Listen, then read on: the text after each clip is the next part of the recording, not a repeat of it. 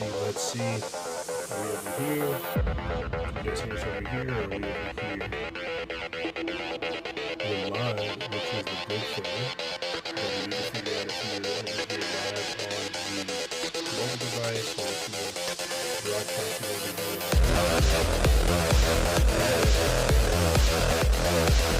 Some of my music down, and then we'll pick it up from there. Let me see something real quick as I pick up the camera and try a couple things, because we are currently welcome to everybody that's joining right now. Welcome to everybody that's popping in. We are going to be talking about the paranormal, the supernatural, the occult, the esoteric, the hidden, everything that's strange. We're going to be doing this every single Sunday, or at least every other Sunday for now, 5 p.m. to 7 p.m. Mountain Standard Time. We are a little late right now. We're about 8 minutes or so late. It's because I was messing with the tech over here. We're actually not broadcasting on our phone. We're broadcasting on TikTok Studio, and I can't tell you guys how excited that makes me, having this kind of feature. Streaming and things like that. So I'll talk more about that later on. Let me do a little button up here so I don't look so crazy and tacky. Please join if you guys have stories or anything that you'd like to share, or if you've had some paranormal experiences, or even a supernatural encounter, or even like an experience with the divine. That's what I'm very, very interested on. Is have you had an out-of-body experience? Have you communicated with otherworldly entities? Have you had a psychedelic, if not transcendental, experience? I want to know about it. I always do. Just a little bit of a preview of some of the things we're going to be talking about this week, or with you beautiful people.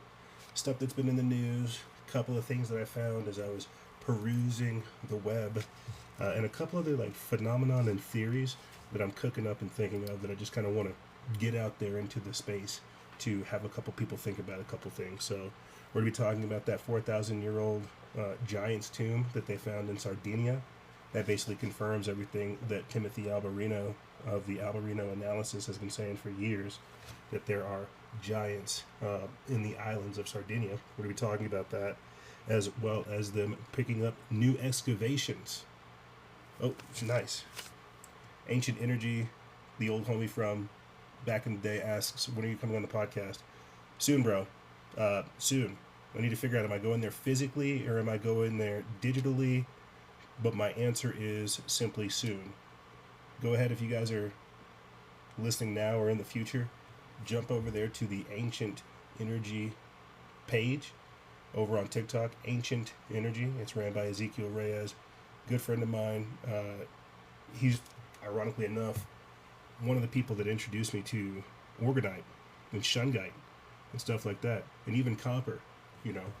But definitely go take some time to go look at Ancient Energy and the stuff he's talking about with Shungite, Orgonite, chemtrail busters, copper, and all of that good stuff over there. Ancient Energy. Make sure you guys go check them out. I will soon, I think, is the easiest way to say it, bro. I think soon is the easiest way to say it. I need to respond to your message first and foremost. Soon is the easiest way to say it. I need to figure out if we're going there digitally or physically. That will determine the date. But I'd love to have you on the podcast, or even to do like a dual live with you, bro. Like, hey, can I send you? Let me see real quick. Did it have a cowboy hat on? Let me see if I can send you a invite, or if you can request. I'm still trying to figure out this tech. I'm not even going to lie to you guys. We are still trying to figure it out over here, but maybe a quick poll. I don't know. Oh, you sent me a cowboy hat? Nice. You sent a cowboy hat? Let's go. Let's go. I love it. Yeah, no, good friend. I've had him on the show in the past, and it's good. It's good to have homies over here that are on Instagram cooking and putting out content. Hey, what's up, man? Oh, hold up. Let me switch you over, or let me switch over so I can hear you right quick. Give me 2 seconds. Try it now. Can you hear me now? Can you hear me? I can hear you. What's up, bro? Dude, is this your first live or what? I think it's like my third or fourth, maybe. I recommend you do content where you're talking on the camera and less of reposting you gotta react, like you gotta have your face and react to the news that you're sharing. What do you mean? Like I see a lot I'm not sure if it's the thumbnails, but I would use the thumbnails with your face and then like the um whatever you're sharing at the corner of the screen. I'm. I'll be 1,000% honest with you, bro. I am trying to get over the fear of like showing the face with the with the content period. But I think I get what you're saying. Like put myself in the thumbnail of the content Yeah. that we're covering. Yeah, exactly. Yeah. You want to, if you will grow way faster that way. Bro, you're right. You're 1,000% right. I think I just have this like weird thing where I'm like, You're also less likely to be banned because like the repost stuff is what gets you not just the topics, but like it seems like another theme account, not like not like a brand, not like you know what I mean? If you're creating another theme account, then it's less valuable to TikTok and these platforms. You want to be the face of fractions of freedom, you know? no, you're right. You're right. So I've been banned. My accounts have been deleted so many times, but when I started putting my face out there, it's been good, you know? Yeah, I definitely noticed that like if I try to post like I'm back on Instagram to where it is just like us posting out news or like content or update, like it gets views, but the more I get more engagement and more traction, more views whenever it's just me firing up the phone right real quick. Either that or if it's something that's just like not political, or if it's like paranormal or supernatural, and I just make like a little quick Yeah. video of it, right, and don't add any words at all. I'm still kind of messing with the algorithm on this end to figure out like what I can and cannot post. Yeah, I mean, like you can share stuff about like you can look at the all the rules. There's the rules of all the platforms are on the actual websites. You can go to the policies and stuff. Bro, I can't And I read. know I can't read. What? I'm just and kidding. you can read all those rules, and then anything beyond that, people will have to go to the website, your website, to read about, to watch additional uncensored content or whatever. So I would do that. Gotcha. Um, I'm definitely like I'm realizing that my niche, or at least like the algo that I'm on, is like news, paranormal, hidden history, occult. Um, like I'm in that kind of space, and I definitely vibe yeah, with it.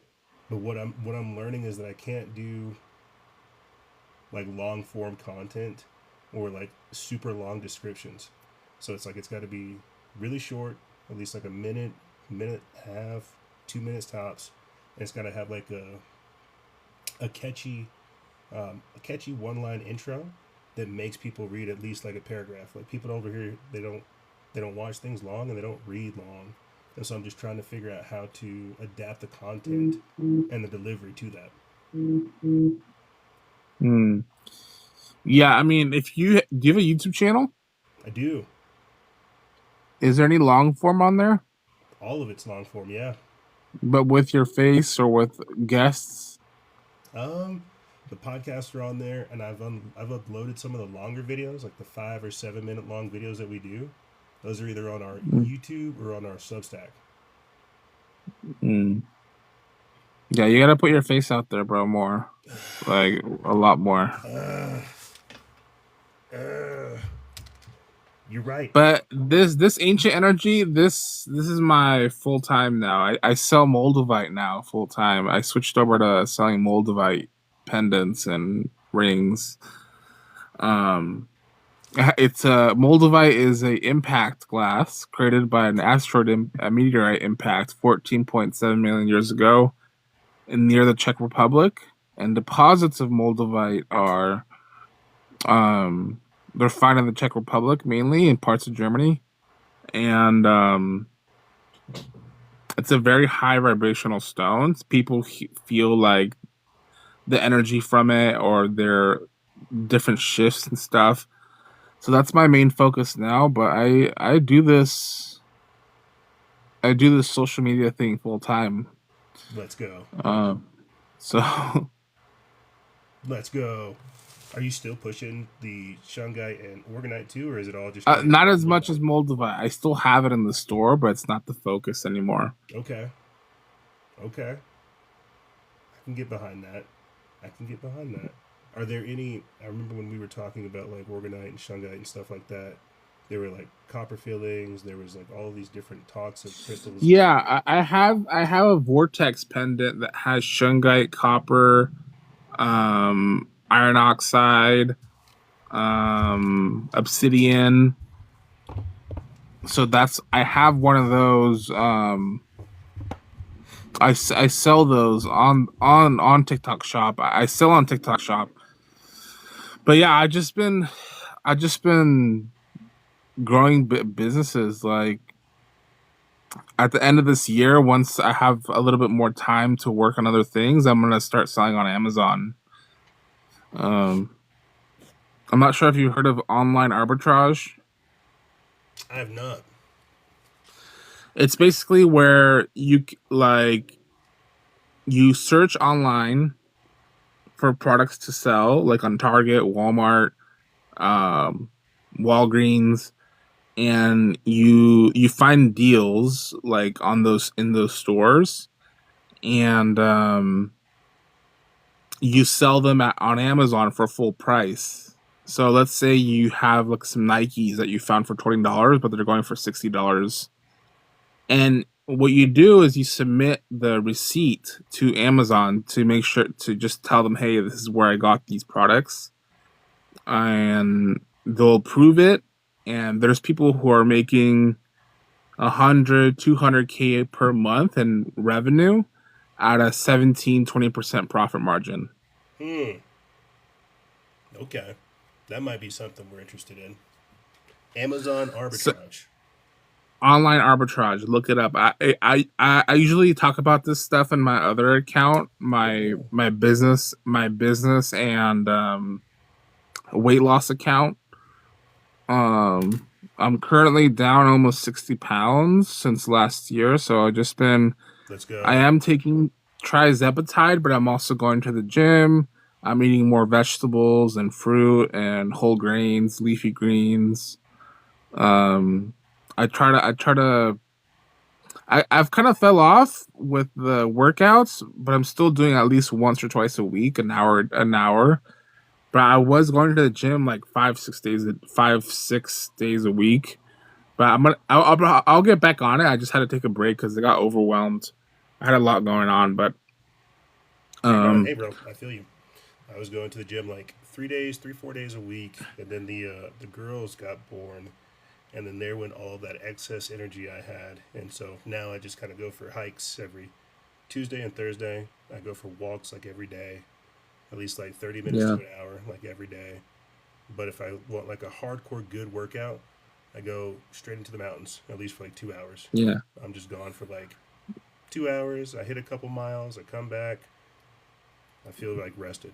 But what I need to do next, honestly, is like get back in the gym, start chucking iron around, and doing more calisthenics.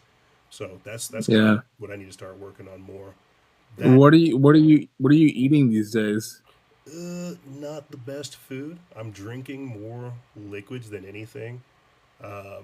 I'm eating carne asada fries a lot. I love carne I would asada. look into Medical Medium or Dr. Sebi or Dr. Gerson stuff. Oh man, I remember Dr. Sebi back in the day. Heck yeah. And it's Yeah, funny I would because look at. go ahead. Yeah, go ahead. Yeah, I would look into either Dr. Sebi, Medical Medium, or Dr. Gerson. But basically, like, even if you're still gonna eat plant animal foods, you can have them in moderation. But plant foods tend to, like, especially the greens, tend to flush out the toxins and tend to flush out all the stagnation and build up in the body. I need to do a deep parasite cleanse, bro. I'm not even gonna lie to you. I have like gut cleanses and what is it? It's not wormwood, is it blackwood? It's one of the two. But I've got like gut Yeah. cleanses and wormwood and blackwood, whichever it is. But whenever I started to do like the tincture, whether it was blackwood or wormwood, I've got it back in the kitchen. That stuff jacked up my intestines. I'm not even gonna lie to you.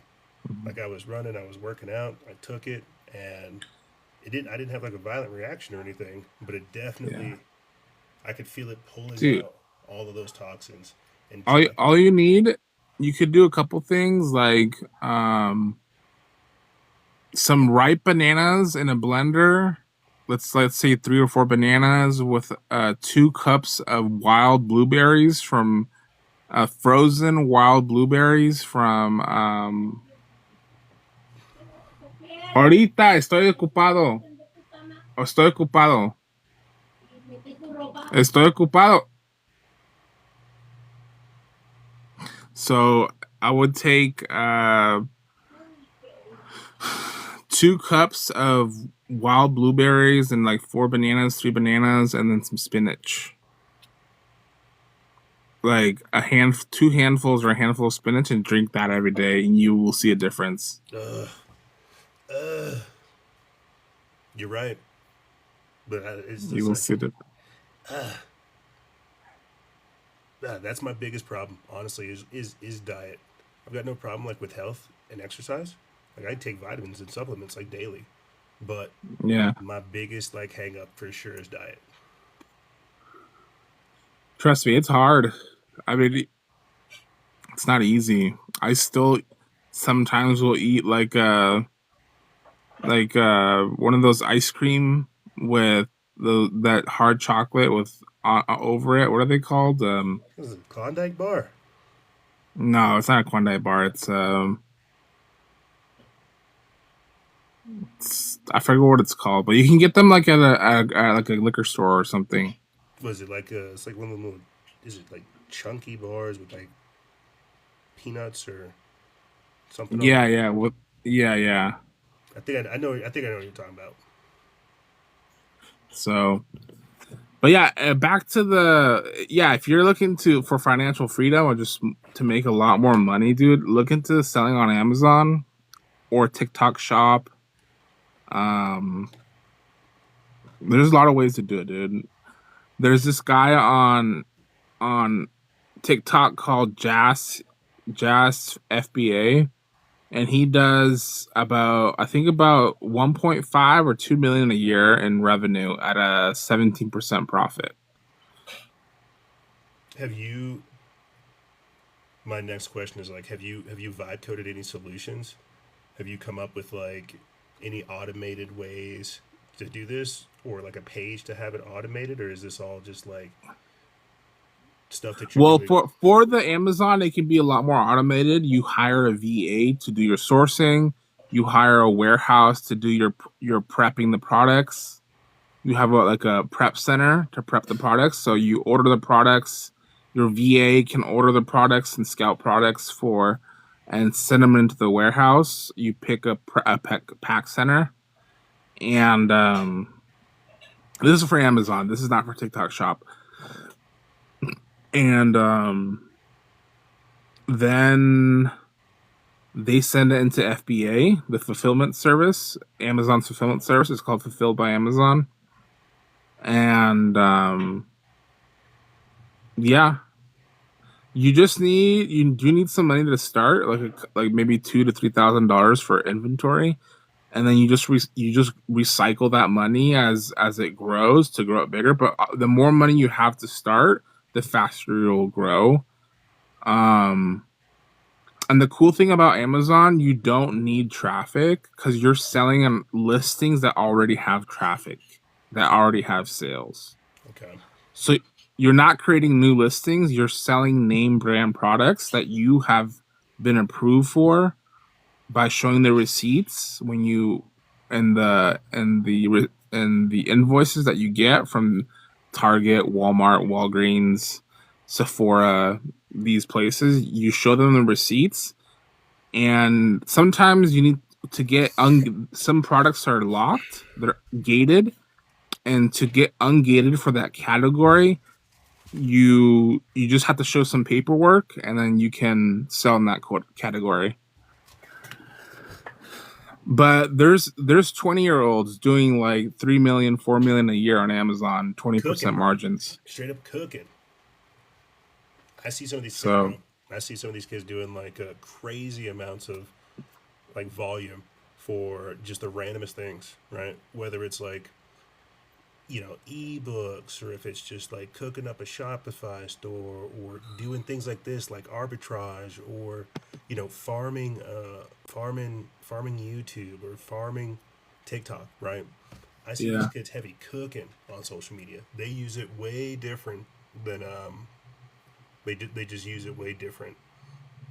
They yeah. just they use it way different, and they're trying to produce different results. I think So I'd recommend Amazon for you. I'm not sure how much you have saved up, but that you if you were to start that in 3 months, you'd probably be at 30, 40K in revenue, 20, 17% margins. If you were to get help from my homie Jas Ecom, they do training for all that stuff. okay, I'll cook it up, bro. Yeah. What's homie's page? Jas FBA. FBA, like JAS.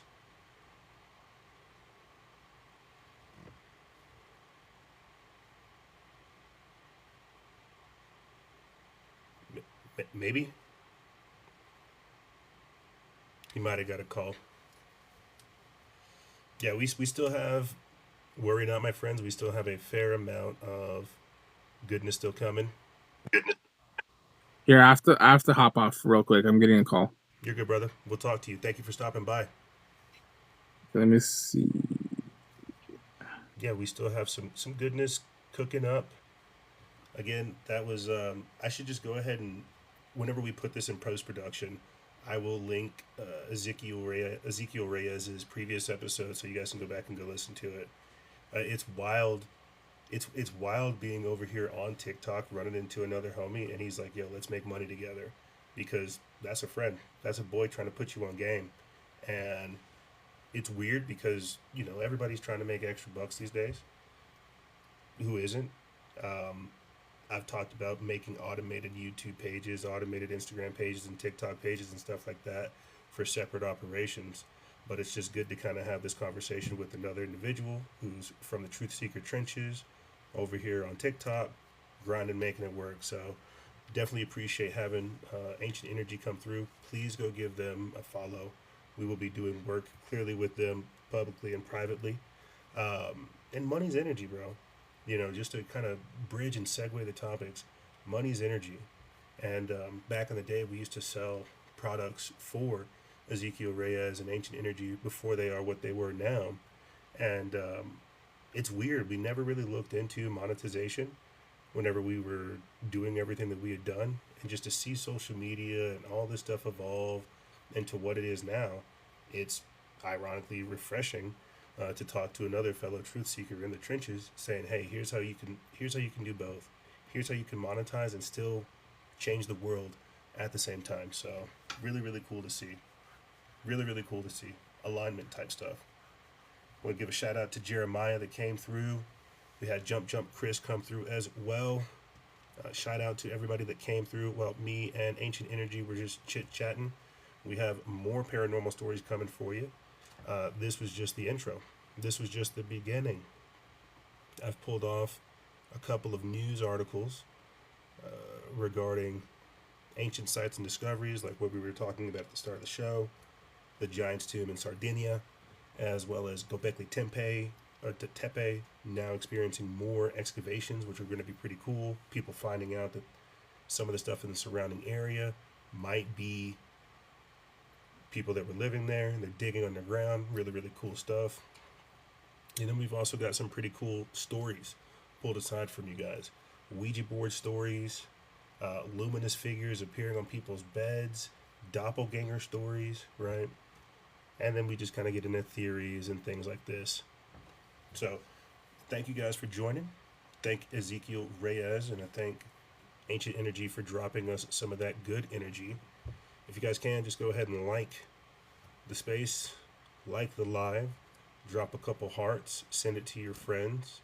If you guys are curious, you want to know more about what Ancient Energy's up to, go follow him. Let me see, I'll go pin his comment right there so you guys can see it. Pin the comment so it's right there at the top. And go give him a follow. Go give him a follow.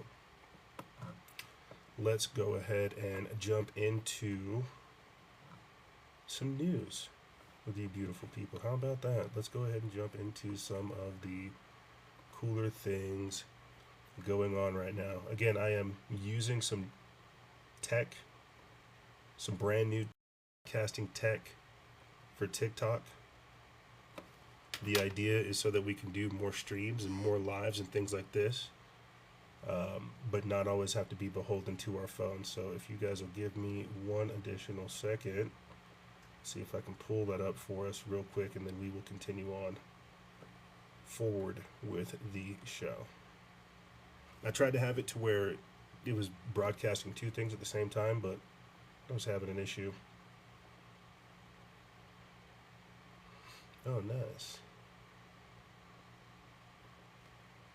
Nice. Check this out. I'm trying to see if it'll put this image that we've got up here. If not, we'll just stop being fancy.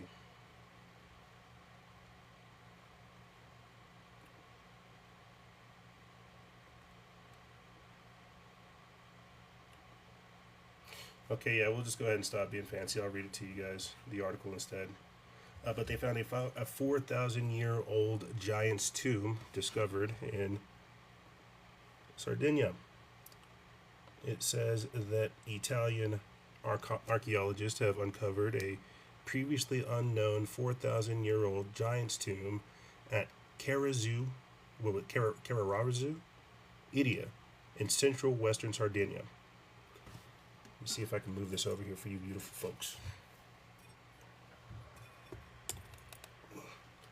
That way I'm not looking away as I read.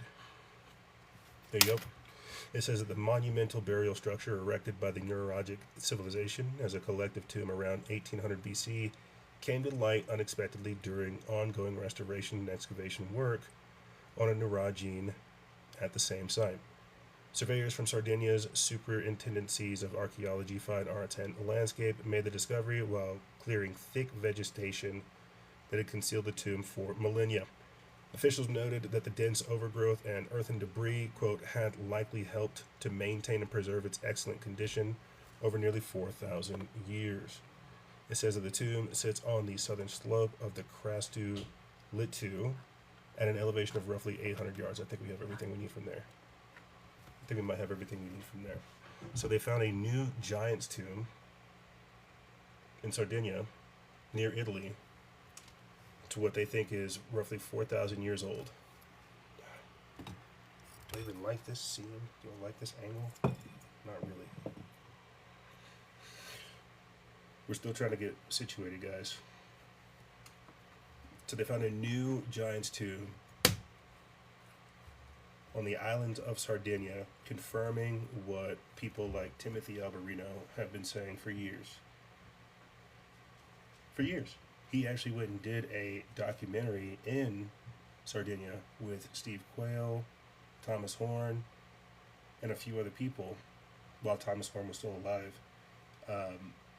documenting the tombs that they found, the skeletons that they found, the giants of Sardinia. It's a whole series. It's a whole part of a series that Timothy Alberino did. So to hear that in 2026 they confirm that these tombs are there and that other researchers have found them, that's actually monumental. And people are wondering, oh, why do we care about giants? What's the big deal?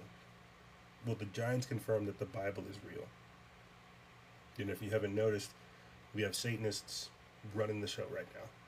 And so they're doing everything they can to discredit and denounce the Bible.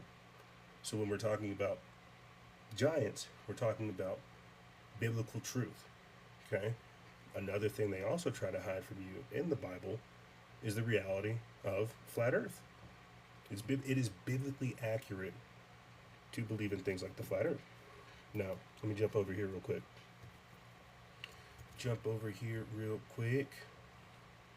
Since we're talking about burial sites, tombs, and things like this, let's go ahead and jump over here to these new excavations that are beginning on Göbekli Tepe's northern side. It says that Turkish authorities have launched the first excavation on the northern section of Göbekli Tepe, one of the world's oldest known monumental sites.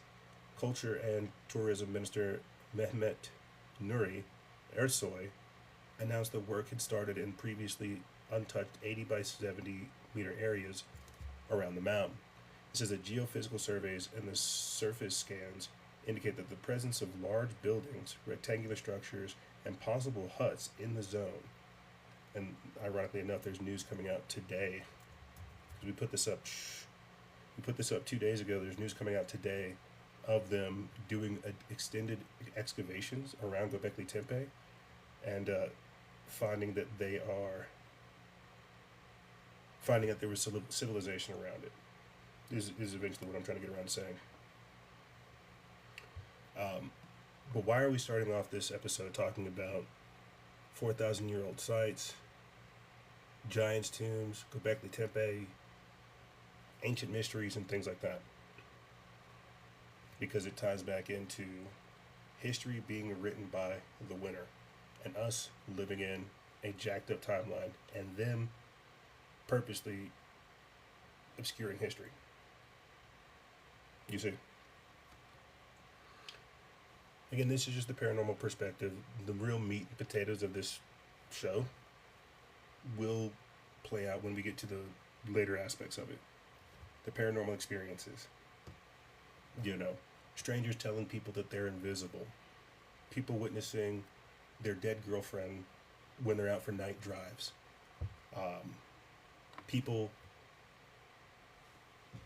Children telling their mothers that they played with their sister who was never born.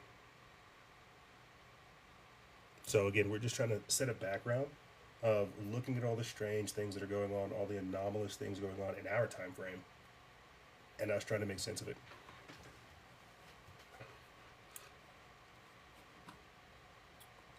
Again, you guys are more than welcome to just jump right up here. I don't think we have it set as auto accept for speakers. So if you guys are wanting to come up, share a story, share a couple thoughts, you're more than welcome to do so. I've got to figure out this tech.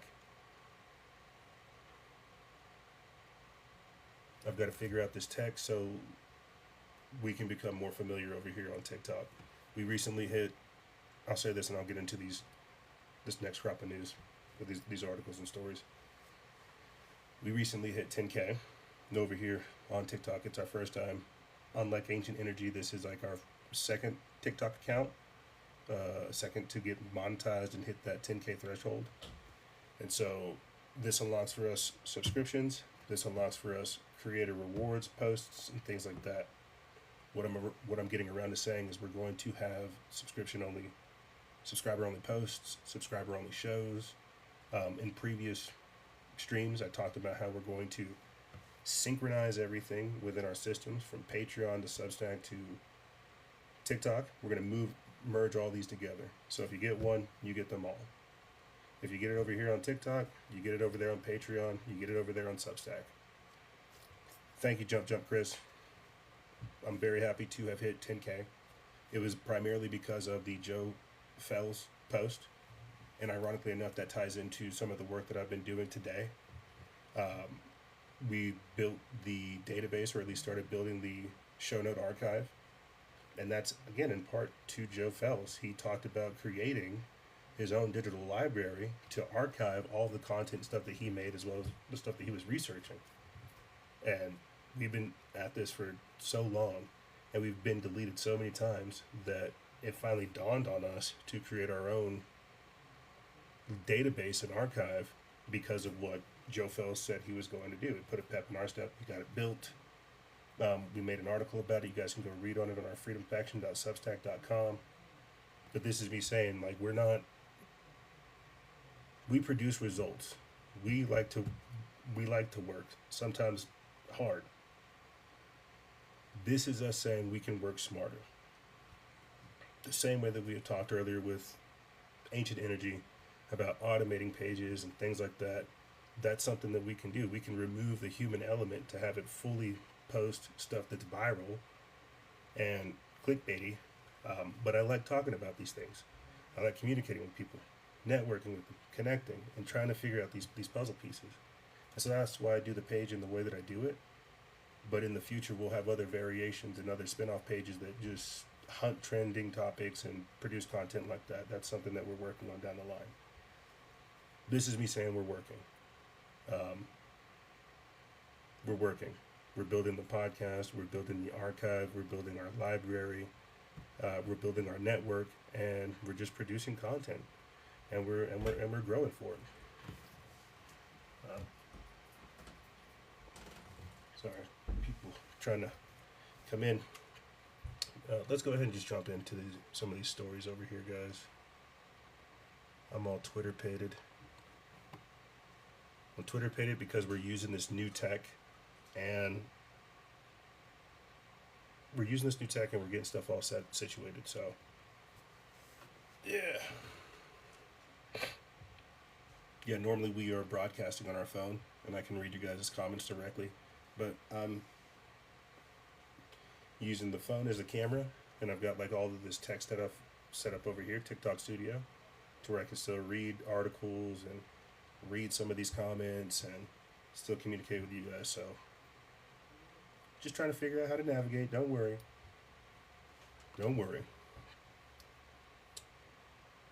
Okay, let's just go ahead and start jumping into some of the stories.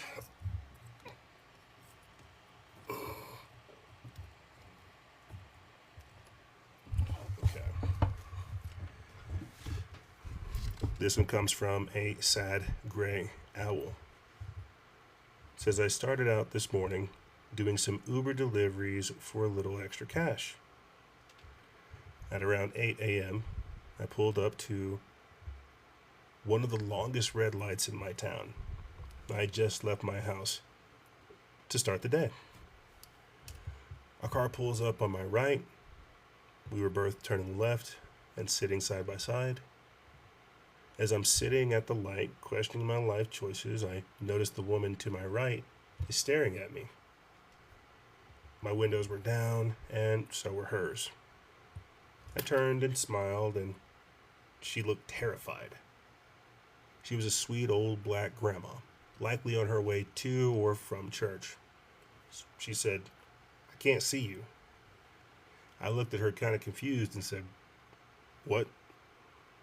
And she said, I can see right through you. I reassured her that I was right there, and she said, what the hell? I don't know if she was having some vision issue or a mental issue. She seemed sound of mind and wasn't outwardly unfriendly. We chatted as we sat at the red light, and I must have become, quote, visible again, because she seemed to ease up some. I told her to have a good day, and we drove off. It was just so bizarre. Sad Gray Owl asks, do I have superpowers? Is this some sort of psychic thing that means something? Any ideas? Any ideas? Well, the logical thought would be that it's a sweet old black grandma who literally may have an issue seeing you.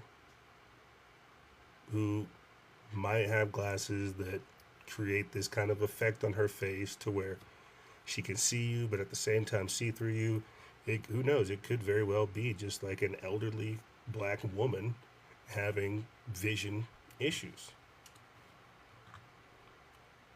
Or you may have glitched out of the matrix very quickly, which I also think is a very, very real possibility. I think it is a very, very real possibility to have people glitch and then come right back. Whether they are Mandela effects, time slips, whatever they might be, I definitely believe that we have people winking in and out of existence. Whether it's different parallel timelines, different dimensions, I'm not sure what we would term or call the effect, but I definitely believe that there are people winking out of existence. A lot of this is tied into CERN, obviously, but even when you look at things like David Paulides, Missing 411, and things like that, there's no talk of CERN and technology there. There's more so talks of people occupying liminal spaces. And this is a phenomenal thing I keep hearing a lot lately. Liminal spaces. It's this the space in between spaces, a space in between worlds where things can kind of bleed in, like a back room type thing. Liminal spaces. Was this young lady on her way to work? Was she in a liminal space? I don't think so. Was she in a mindset to where she disassociated from reality and then she just got brought back? What may have caused her to temporarily go invisible? Let's move forward to the next story from Numerous Passage. And again, if you guys want me to read your story, you've got an experience that you've gone through, drop us a line.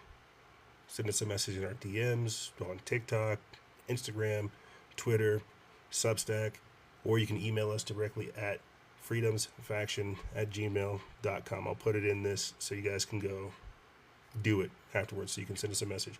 freedomsfaction@gmail.com. If you have a story that is longer than the DMs, you can also record it, an audio version of it. You can record it and send it to us. We'll play it over here on the show.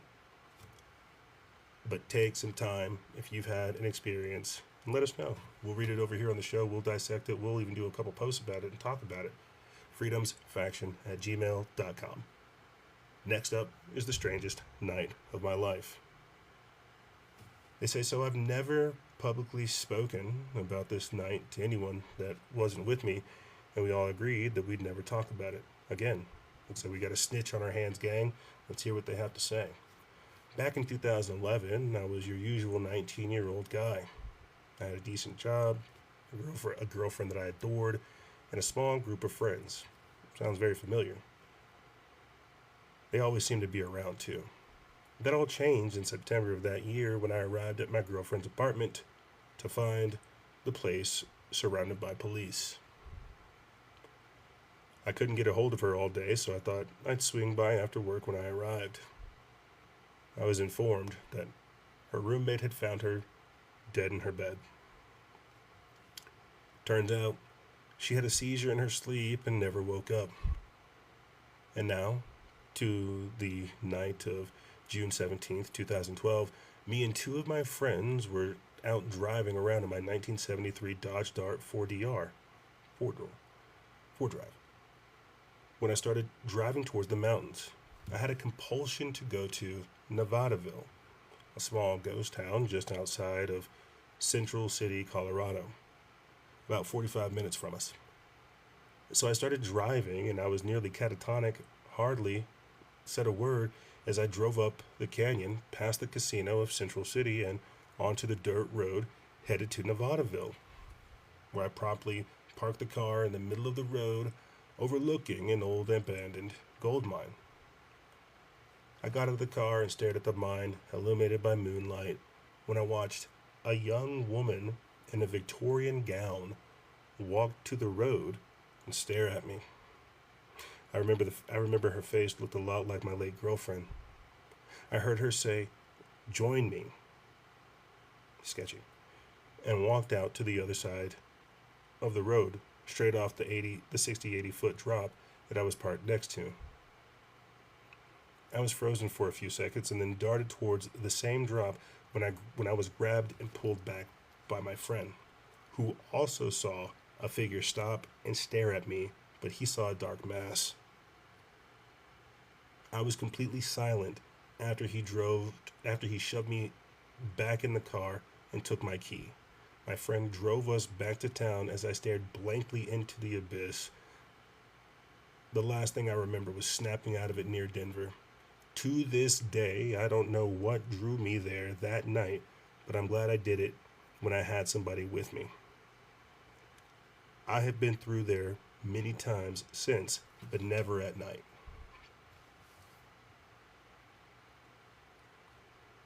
So what do you think it was?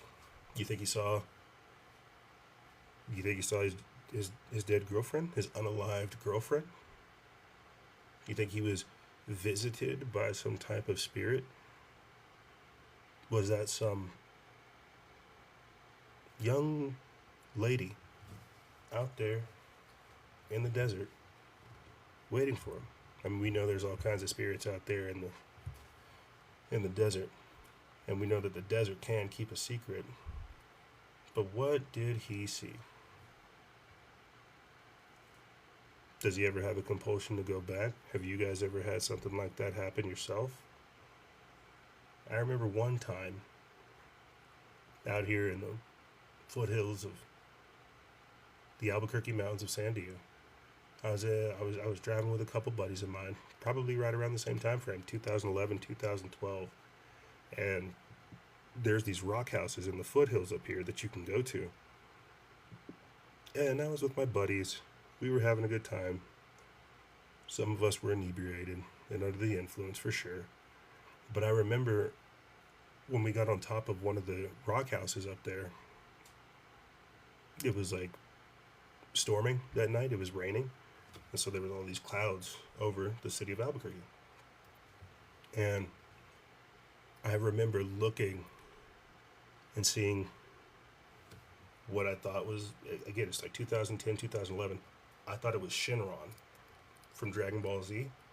I thought I saw a dragon-like entity undulating over the city. Terrified the living bejesus out of me. Nobody else that I was with saw it, but clear as day. I'm on top of this mountain. I'm on top of a rock house. I can see the lights. I can see the clouds. I can see off into the distance. I can see the hills over here to the left of me. And just in the thickness of the clouds, I'm seeing something move. Something undulating. Something moving. It wasn't lightning, right? I wasn't like hallucinating, like, oh my gosh. I'm seeing dancing lightning. This had mass. This was huge. This thing was massive. I still go to those same foothills. I hike there all the time. Haven't seen it since. And this is, like I said, 2011, 2012 time period. But what do you think they saw? Going near that old abandoned mine, were they seeing a spirit that was trying to drag them into the abyss with them? What created that compulsion? What drove him? Was it because he was in a somewhat altered state of mind, a dissociative state that allowed for this entity to appear and show itself and reveal itself to him? You tell me. Next up, we've got, my mom told me this, but I don't remember anything. This is a kind of crazy story. It's by No Gap 737. And this one's kind of cool. This one's kind of cool and kind of weird. So, I'm a female, 22 years age.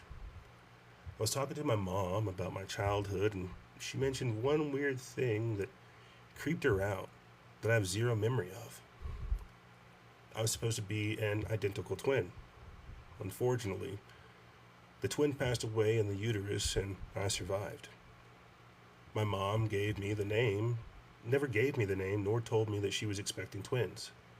So one day, apparently, my mom asked who I was talking to, and I said Lizzie, which was the nickname for Elizabeth. And that was the twin that passed. To this day, it freaks me out whenever I mention it. That's it. That's just it. Could you imagine talking to your parents about childhood things that are going on, and then all of a sudden this pops up? I remember we always were at this house over here, and then you were always playing with somebody, and I thought it was your imagination, but you were having such vivid conversations. I decided to ask you. And then when you told me the name, it was actually the name of your unborn sister. How crazy is that? Was the spirit of the unborn child hanging around the mother? Was the spirit of the unborn child hanging around the sister? Hanging around the location? That in and of itself is terrifying. Nope. Looks like we've got a guest. Is that you, Simi? What's up, Freedom? Yeah, it's me. Whoa, what's up, bro? How are you? Good, good. Just got done taking care of some things. Glad I was still able to make it to the show. I was gonna mention, so going off the paranormal stuff, my dad is like really attuned to like old or like ancient ways of like healing and stuff like that. And there was a time, probably about 3 years ago, where he told me he had some weird dream where there was like some entity that was like holding him down and like bit him like on the back of his shoulder blade in the dream. And then come the next morning, it turns out that he had like a dark spot in that area where the thing in his dream had bitten him, and it like crippled him for a couple weeks. He was just like in a lot of pain and stuff, and I don't know. It's just weird because he knows a lot of like home remedies and stuff like that. So I don't know. It's just kind of hard to explain what it could be, but he seems really attuned to all those kind of spiritual energies. Had he had like any encounters like that before? Was there any time? Yeah, he's had multiple encounters actually. Were there? And I actually had something similar to that one time. There was like my uncle lives in the same apartment complex across the pool, and my dad was downstairs, and then he said that he saw like a shadowy figure running across my uncle's deck and stuff, or balcony, and it was just really weird because you mentioned that. It piqued my interest. I'm like, I'm gonna go take a peek out there, and like as soon as I got underneath like his staircase, I just felt like an immense pressure, and like it was really dark. It was nighttime, but like I looked up and you could see like sort of like I could see like a shadowy figure. It almost looked like a woman for sure, with long hair and like black gown and whatnot. But it just felt like a really intense pressure. Like I looked once, and then like I tried looking again, and I couldn't. I was just like frozen. But yeah, that's sort of my. What's that? Two questions. One, prior to your dad having that encounter and that experience, was there like anything crazy that had happened? Any like negative type of energy and things that led up to it? And as far as your uncle and that property, how long had he lived there? Had he? Yeah, those are my two questions for now. One, had your dad had anything strange happen to him leading up to that? And two, how long has your uncle been living at that property? Gotcha. Yeah, so My dad, yeah, there was a lot of stuff going on with the family down in Mexico, and like property disputes and all this, just a lot of stress and whatnot. So I think that might have been a factor, but it's I don't want to think that like someone from down there is like trying to put a spell on him or something. Bro, listen, just to interject on that, like it was crazy because I was talking about this with my parents like the other day. The first time I heard about like a a slaughtering is the easiest way to describe it. Is like when we were in Carolina, we were like maybe third, fourth grade, and it was over property. Like the uncle came in with a shotgun, got the husband, got the wife, got the grandpa, got one of the sons, right? And we went to school with this kid, and his whole family had just gotten like murked in a single week. But here's why it was crazy: a couple weeks before his family got like wiped out, we were on that property playing around, driving go karts. We crashed the go kart. I saw something in the forest that looked like it was the Mothman or something. It gave me like crazy evil vibes. And so when you're talking about, disputes, omens, dark energy, that's something I've seen already. So please continue. Yeah, so it's just been ever since like grandma passed away. The typical family split up the properties in sections, and then like, oh, this guy's this aunt or uncle is encroaching on my part, and then they just start disputing, and it's kind of been like that even up until now. It's weird. A little segue. So my uncle's been living at his place for like about 6 years, but my uncle is like was trying to get a hit on some of my aunts and uncles back in Mexico, and then my dad found out, and then it just kind of went all downhill from there. It just kind of escalated from there. All right, all right. So then your uncle's inviting this, bro.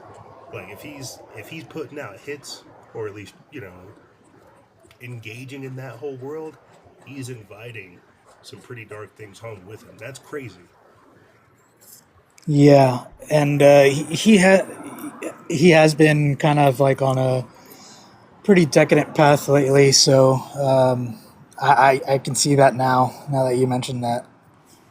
It's a slippery slope, bro. That's why I'm like I vividly remember one day my mom just coming home and saying, "Hey, your friend lost his whole family," and my mind just trying to like reconcile. What are you talking about? We were just over there, and then hearing that he went in there with a shotgun and cleared out the whole family because of everything you talked about right there, because of a land dispute. Grandpa gave it to the son that had the children and was working. The uncle did not like that. The uncle came back with a shotgun and said, "Here's my response to this," and got rid of the grandpa, got rid of the dad, got rid of the wife, and got one of the kids. And it was just like you're in third grade hearing that like some whole family got wrecked, and then in your mind you're thinking like, is this something that we did? Like what happened here? And it's just the order of events for me, bro. Seeing whatever I did on their property scared me, and it was just the sequence of events. Seeing that entity on their property, hearing that they got all slaughtered, and then just seeing everything take place after that. It was crazy. So be careful. That's nuts. That Yeah, is nuts. it was like my second, third, or fourth grade time period because I was still driving go karts. I crashed it into a ditch. My brother was in the car with me. He never lets me live this down. But I pick myself up out that ditch. I look over to the right because like we just crashed, and I got out and I'm picking myself up. I'm looking up, and it's South Carolina, so there's just like super wood. It's like super forested and wooded. But in the woods, maybe about 10, 20 feet from me, I'm just seeing like super red glowing eyes. And I'm not thinking it's a bear or a leopard or a cougar or any of that crap. I just got up and started running down the dirt road to the house. And at the time period, people immediately thought it was the Mothman because that was like the biggest thing. They're like, "Oh, you saw a bad omen. You saw the Mothman. That property was cursed, right? There was something on that property that made those people do that. You may have seen it." And at like third, fourth grade, you're like, "What the hell is going on? What am I watching? What am I witnessing? What could cause somebody to slaughter their own family?" Yeah, that's insane. And that's close to the Appalachians, right? Yeah, Yeah, and I've seen a lot of stuff on the feed, like regarding that area and just like weird stuff going on in the woods and like, oh, if you hear your name, like don't look back and that kind of stuff. I re- So I can see I can see your story playing out. I remember one time, bro. Like one time we were one time like I was in South Carolina. We were visiting my grandma, and it was me and my little brother. I had to be like maybe ninth, ninth or tenth grade, and he just turned like 28. So he's like 6 years younger than me. Yeah, because I'm 92. He's 98. Yeah, he's 6 years younger than me. And one day, one night, we're at our grandma's house. We're in South Carolina. We're like in her green room, which is like an extended porch type thing, and we're watching TV. And my little brother says like, he just like says what? Like he like looks at me. He's like, "What?" I'm like, "Nothing." Like, "What are you talking about?" He's like, "You didn't just tell me to come outside?" I was like, "No." Is Did you hear something tell you to come outside? And he's like, "Yeah, like right over here." And mind you, it's dark, bro. Like it's nighttime in South Carolina in Camden. It's dark, Yeah, and he's just pointing towards like a tree outside the garden, outside like the grow room. And he's like, "No, I just heard it over there." And I'm looking at him. It's pitch dark. There's nothing out there. Like my grandma has a paved road and a gate. There was nothing there. And where he was pointing was just a decent tree, grandma's tree, an old tree.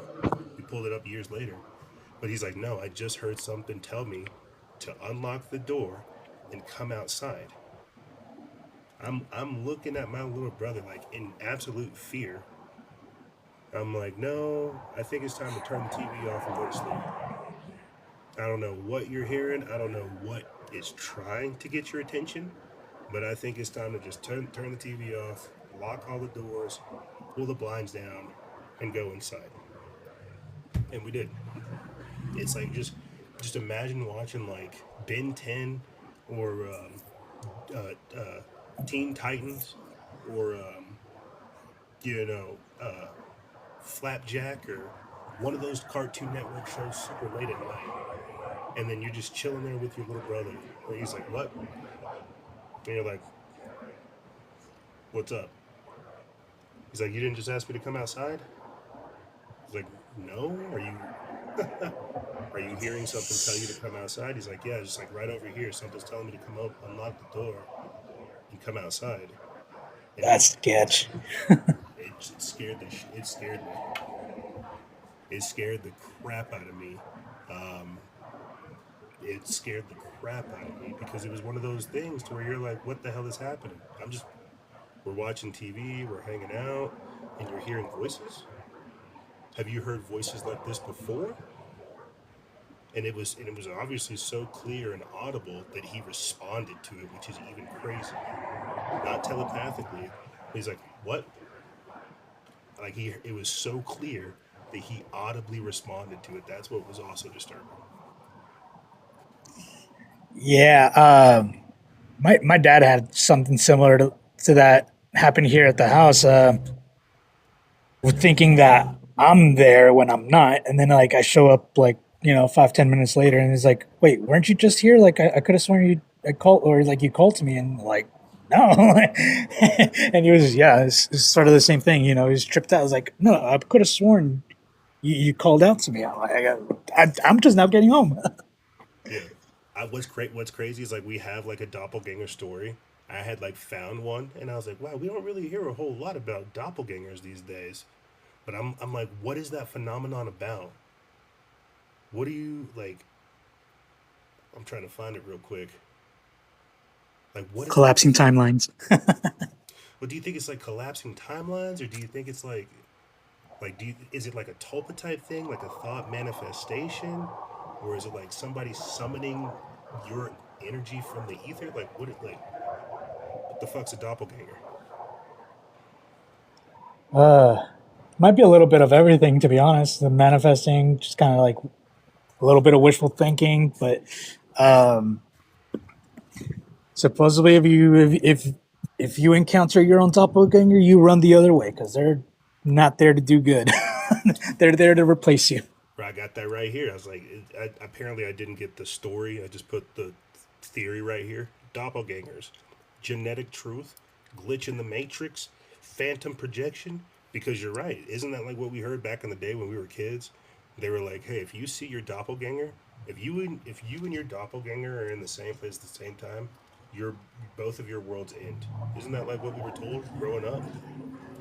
Yeah, 100%. It's like doppelgangers are real, yes, and if you see them, that's not good. Like if you see another version of you, he's probably you're Run right. the other way. Yeah, he's gonna come kill you, Yeah. bro. But see, what is that? What is that? Is that us like having a thought of parallel, like you said, collapsing timelines, parallel timelines, to where it's like some Highlander level stuff? There can only be one, and some of us don't know that there's other versions of us, and there's some of us that do, and the versions of us that do know there's other versions of us are coming to come get the versions of us that are unaware, so they can only be one. That's like some Jet Li, the one, like Highlander level stuff. Uh-huh. Pretty sketch. Good. Well, man, Sketch and fascinating at the same time. I know, right? I know. Because like, what's wild is we don't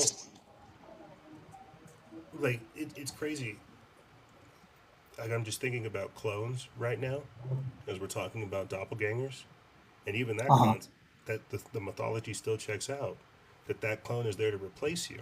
So even if it isn't like a doppelganger in the classical sense that we would think, the mythology of the clone is still the same. That you have been replaced with something. That's terrifying. Something that's not you. Did you see that video of young Pharaoh, bro? No, no, I have not. There's a video floating around right now of like a he was a cat that we came up with too, young Pharaoh. He's like a ancient Egyptian truth seeker type homie. He's like a Riza Islam type, a Riza Islam forbidden knowledge hybrid type. But homie used to kick a lot of knowledge back in the day. There's a video floating around of him right now with fingernails on, looking very effeminate, and people are saying that he got, and because he called it, he said, "Look, if I start acting strange, stuff starts happening to me. You need to know that they got me." And so this ties back into the clones, the doppelganger, people being replaced, and how we might have like some strange links here amongst us already, Wow. Yeah, I'm gonna have to check that out. bro. I think like what's wild. I'm gonna have to do like a video on this, like on our TikTok and on our socials. Like I've personally gone down the rabbit hole of like Cabbage Patch Kids and stuff like that, but I don't think I've done like a proper brief on the podcast to where I'm like talking about old world cloning facilities, Cabbage Patch facilities, body replacements, body doubles, like and how we have like a fake human bloodline masquerading as humans amongst us. Like the idea of cloning goes back very, very far. We can only call it Cabbage Patch Kids because that's like the only way we can describe it. And so Right. I'm just trying to get around to saying that we have people that are not people walking around us already. Spooky. Spooky. It it it begs the question, and I think this is like what disclosure is. It begs the question of like what is consciousness, what is human, and what is worldly. You know, No, yeah, I agree with that. it's like if we got a bunch of people, and this is again I got to do a video about this, talk about this. That's why we do the paranormal stuff. It's like if we're talking about alien bloodlines, or we're talking about false humans, we're talking about like all this crazy stuff. Really think about like what that means. Think about how wild the world is about to get as this hits like the collective conscience. That there's people with alien DNA, there's fake people, right? There's clones, there's robots. Like think about how weird this world is about to get, bro.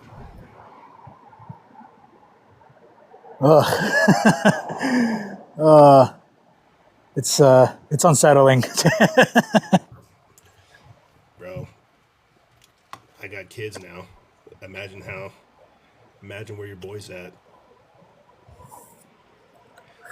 Speaking of that, I think that might be the perfect way to segue into our next story. You wanna hear a story with me? Something Yes, yes. sir. All right. Let's do- Can I put you on mute real quick? Yeah, that's fine. All right. And then give me your opinion whenever I finish up. Yeah, let's that is a perfect way to segue into our next story from I Caught the Crazy. Put that up 3 days ago saying, now I'm kind of scared. And the segue is that we're talking about a haunted house with a husband, a wife, and their 3 kids. We've known this from the first night when the furniture rearranged and the cups and plates all fell off the shelves, waking us all up. It's been small stuff here and there that doesn't really bother us too much. We switched to plastic plates and cups. We drink instant coffee because the French press kept flying off the table, and we just shut the cabinets when they open as you're leaving the room. Rent is cheap, we have well water, and we live in the woods so our dogs can play. We figured some small activity was okay. They're like, we can live with that. Until now. All the hardcover books flew off the shelf and hit my wife as she walked by. Someone knocked on the door and was calling for us that sounded exactly like my son, but I was on the phone with him, so I knew it wasn't him.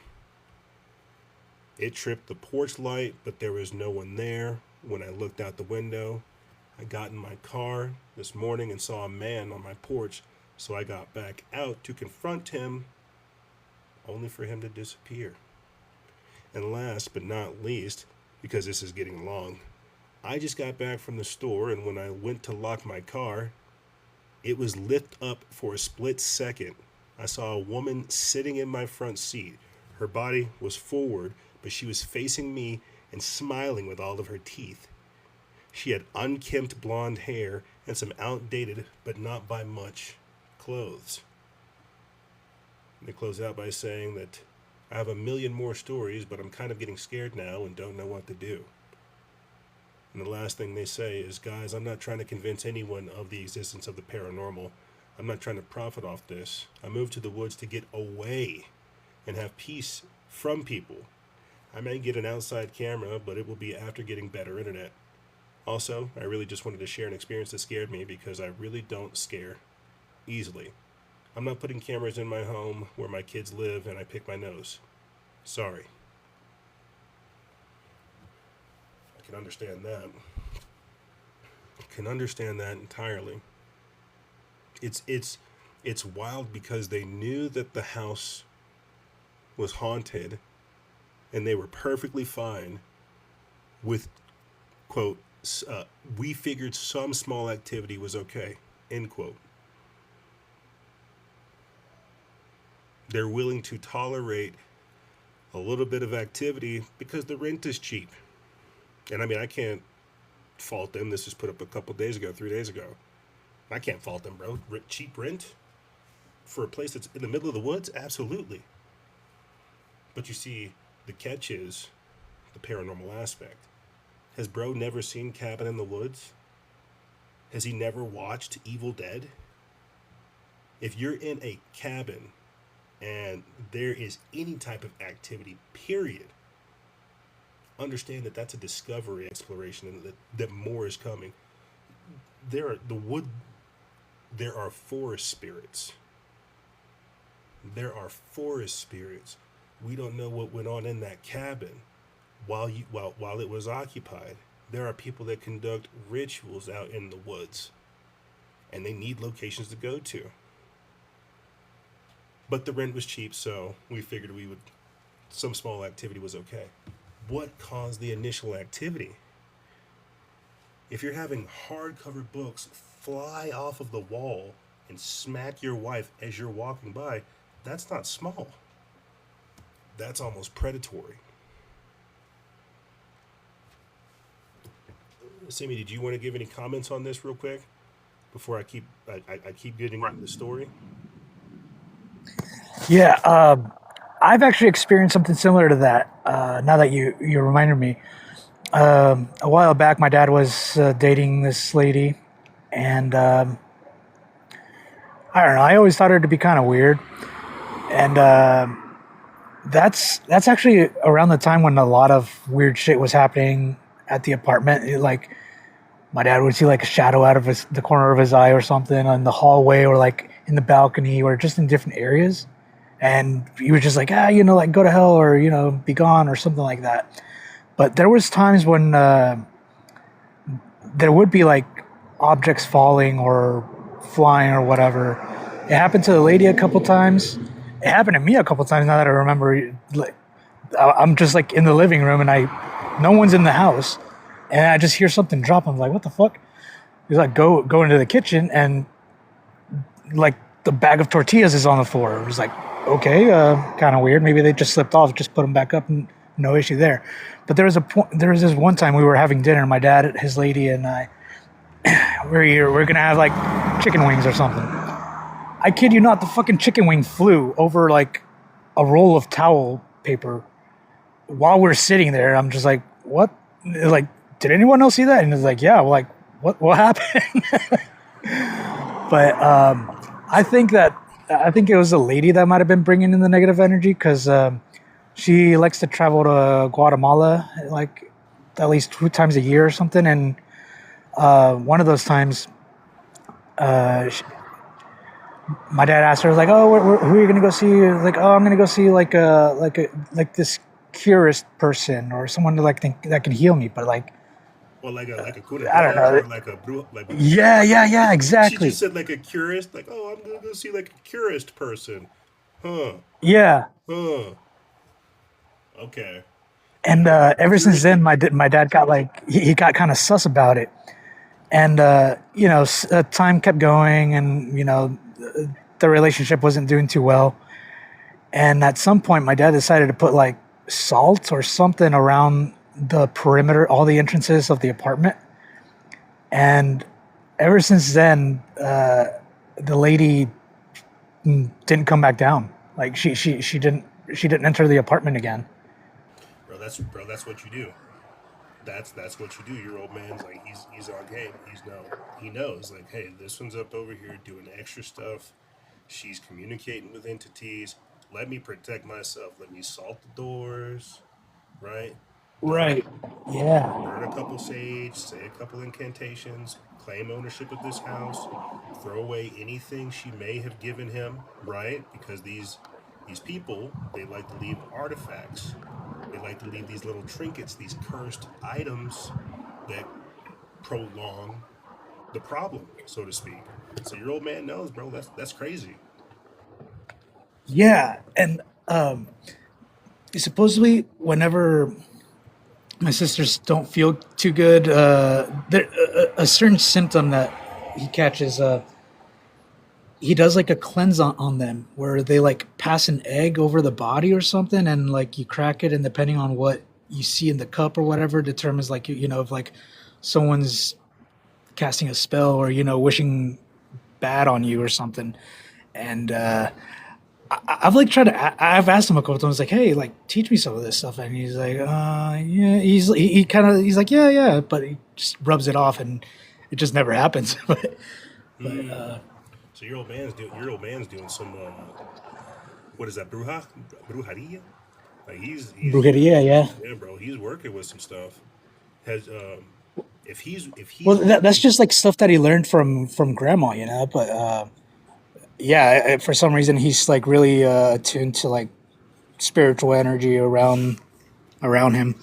well, I mean, if it's coming from grandma and it's taught to him, obviously it's going to show up naturally in you.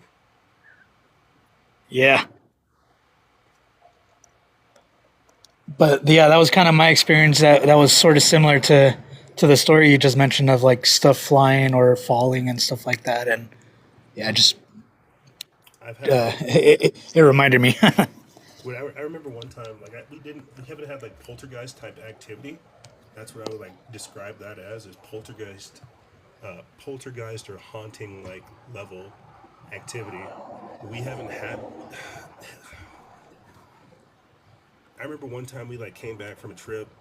It was like me and my mom, my dad, my brothers, and I don't know. I don't remember like where we were coming from, but we opened up the front door into our house, and sitting right there in the front door were a pair of folded up, like thick glasses, like thick rimmed, like as thick as this USB, thicker than this USB stick.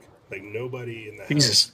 nobody in the house wore like super thick glasses. Like we didn't have bad eyes, but when we came back home, it was just sitting perfectly in the front door, like it was waiting for us. These were nobody's glasses. We didn't have a house sitter. There was nobody that came by to like come check on stuff. It's like we open the door and you look on the floor. You got the TV right there, desk right here, and then like right here on the floor is a perfect set of glasses that look like they're from the 1950s. And we pick it up and we're like, "What is this? Are these yours? Are these yours? Are these yours?" Clearly not. They get all the prescriptions. We don't think anything of it, but a couple months go by, and my mom's like doing digging, trying to like figure out like what the heck this is.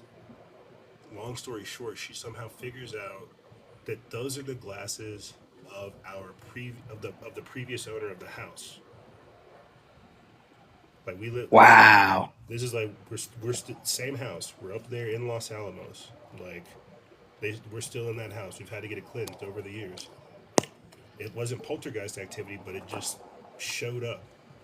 And my mom finds out that these glasses essentially are the owners, or the not the owners, but the previous person who had the house. Like they bought the house, they own the house, but they bought it off of these dead people, and somehow that dead dude's glasses showed up in our front room. She went and found a picture of this individual who had I guess his wife had died before him, and there was like some emotional issues, and then he died.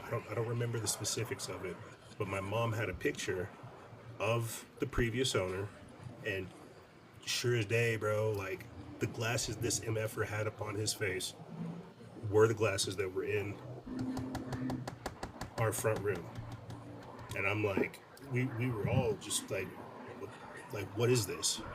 Like how did this get here? Like what are we talking about? And I've had a lot of other crazy experiences in that house like since then.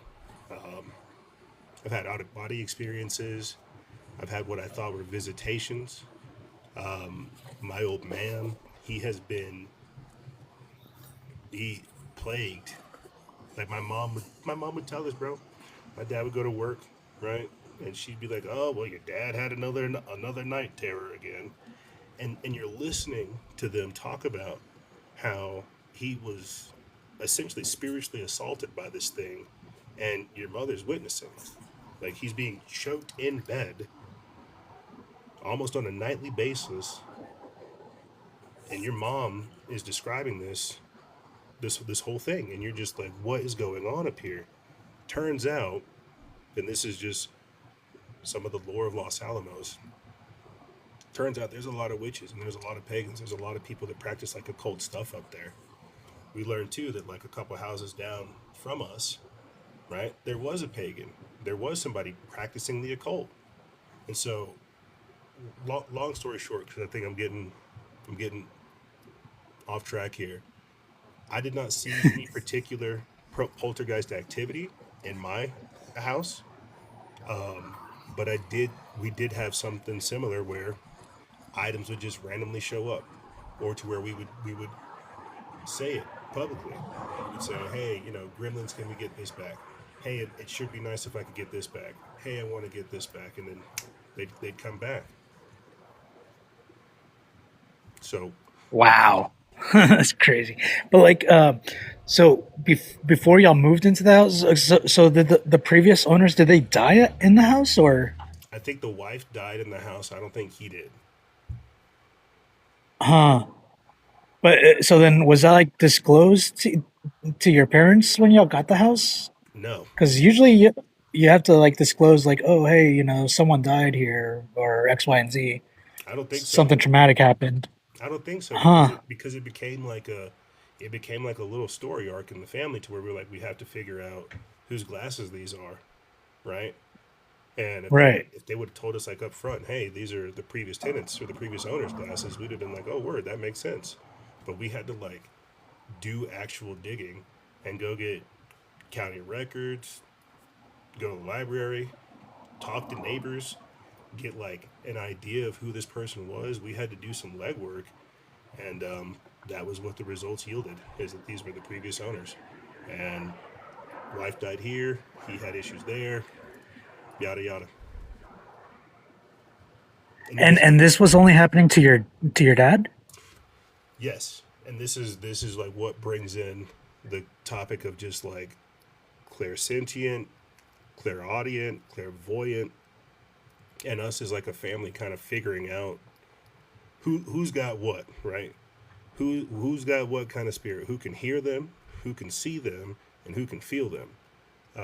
For my old man, he experienced them. He would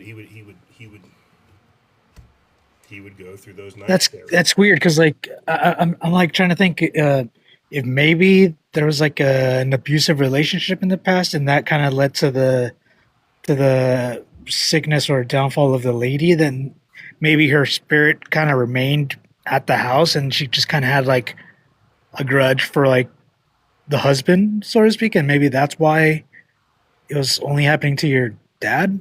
And that's actually very interesting. That's very insightful. I didn't even think about it like that, but you're right. There may have been.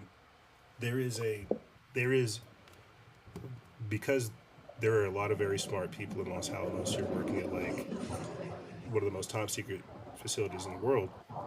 You're dealing with like really really smart people. There's a high alcoholic rate up there, and there's also a high suicide rate. And when you don't have those figures, you bleed into the domestic violence and the domestic abuse.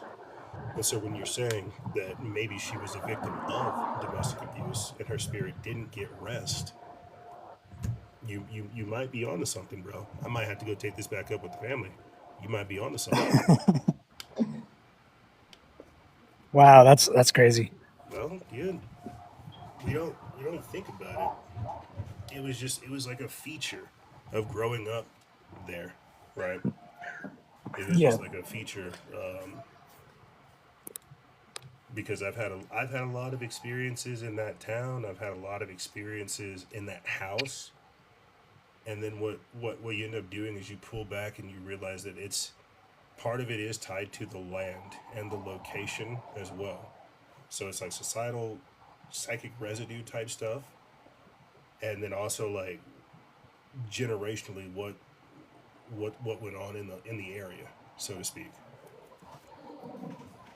Right. And if you say alcoholism was pretty big, then Oh yeah. that's just a gateway for the spirits to come in and take over. So Oh yeah, bro. Like fierce alcoholism to where like people just they're falling off. Like 1 minute they're here, and then a couple weeks later they're just so deep in the bottle. It's crazy, but it's wild, man. There when they say that alcohol is spirits, there are a lot of spirits up there, and there are a lot of portals up there too.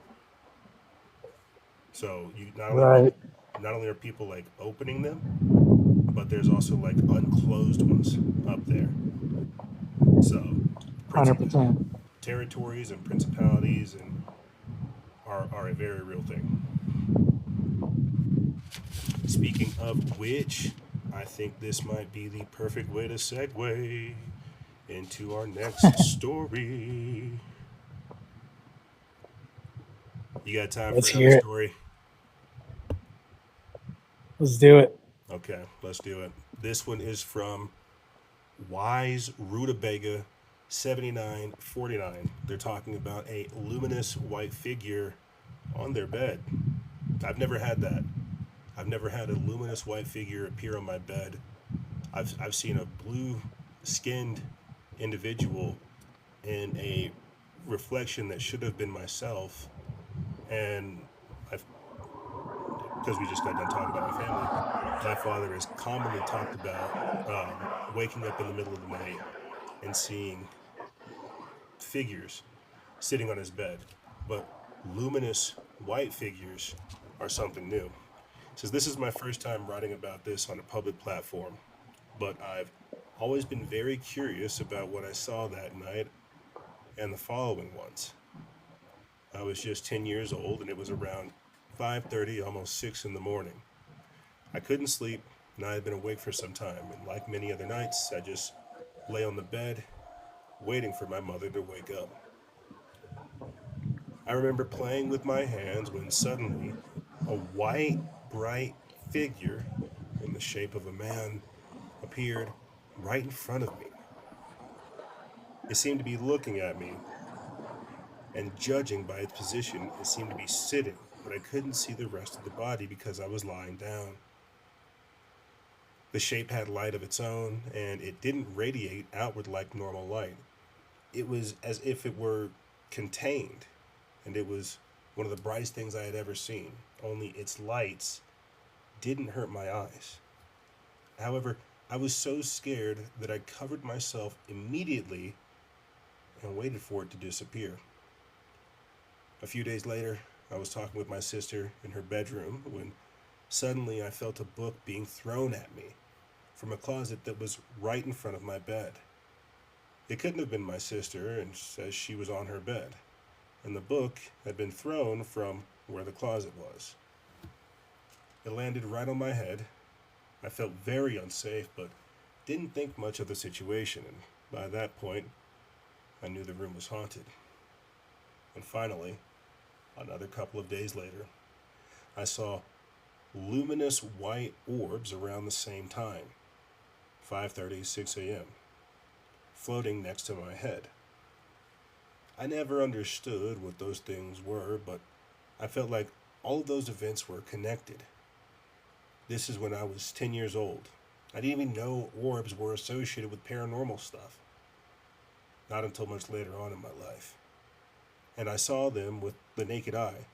What intrigues me most of all is this was the bright contained light.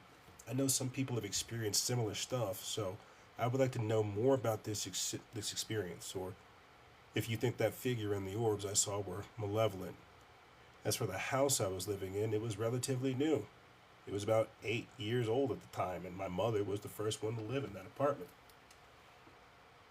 They put that up 1 day ago. I think right here, what's so interesting, what I find interesting about this story is we played a video clip this week on the show, and you can find it over here on our TikTok if you guys go look. It's not that far down, but it's of Jay Anderson, Project Unity. talking about the science behind behind contact. And when you go watch that video, he basically talks about how breath work activates contact. Now, I'm a kid of the '90s. You know, we grew up with the Polaroid cameras, and then gradually watched stuff become like digital over time. There's all kinds of photos of either dust particles, speckles of light, but we had always looked at orbs for years. Like, what are these things? And over time, people kind of gradually came to realize that these things are sentient, they're alive, they're conscious, they show up at unique periods in time, and so they became studied. People began to study the phenomenon of orbs, when they show up, when they leave, can they be summoned, when they're summoned, what do they convey. And so when I'm hearing this story about somebody that's about 10 years old seeing a light being manifest, I've got to ask the question, was this a female? Because we know that right around like 10 or 11 is whenever the gates of perception kind of narrow for them, 10, 11, or 12. Like, they stop having paranormal experiences up until that time period. And it's something about the 10, 11, 12 to 16, 18 time period to where females' spiritual senses all off. But they said that they had this take place when they were 10, and they didn't feel that it was malevolent, and they're not giving us any detail as to whether or not it tried to communicate with them. So I'm wondering, you know, was this one of these otherworldly entities trying to establish contact? Had the writer reached a point in REM sleep to where it was broadcasting these type of thoughts? But if they're able to come into contact with this luminous white figure and not feel threatened, I think that tells us everything we need to know. What are your thoughts on that, Simi? Very, very, very interesting. It goes back to what you mentioned about the previous story. I think the lay of the land. Like, who knows what might have happened? 20 years ago or whatever, before the construction went on. They could have like torn down a cemetery or something, and the the spirits that were in that part of the cemetery might have still been roaming in the house, is one guess.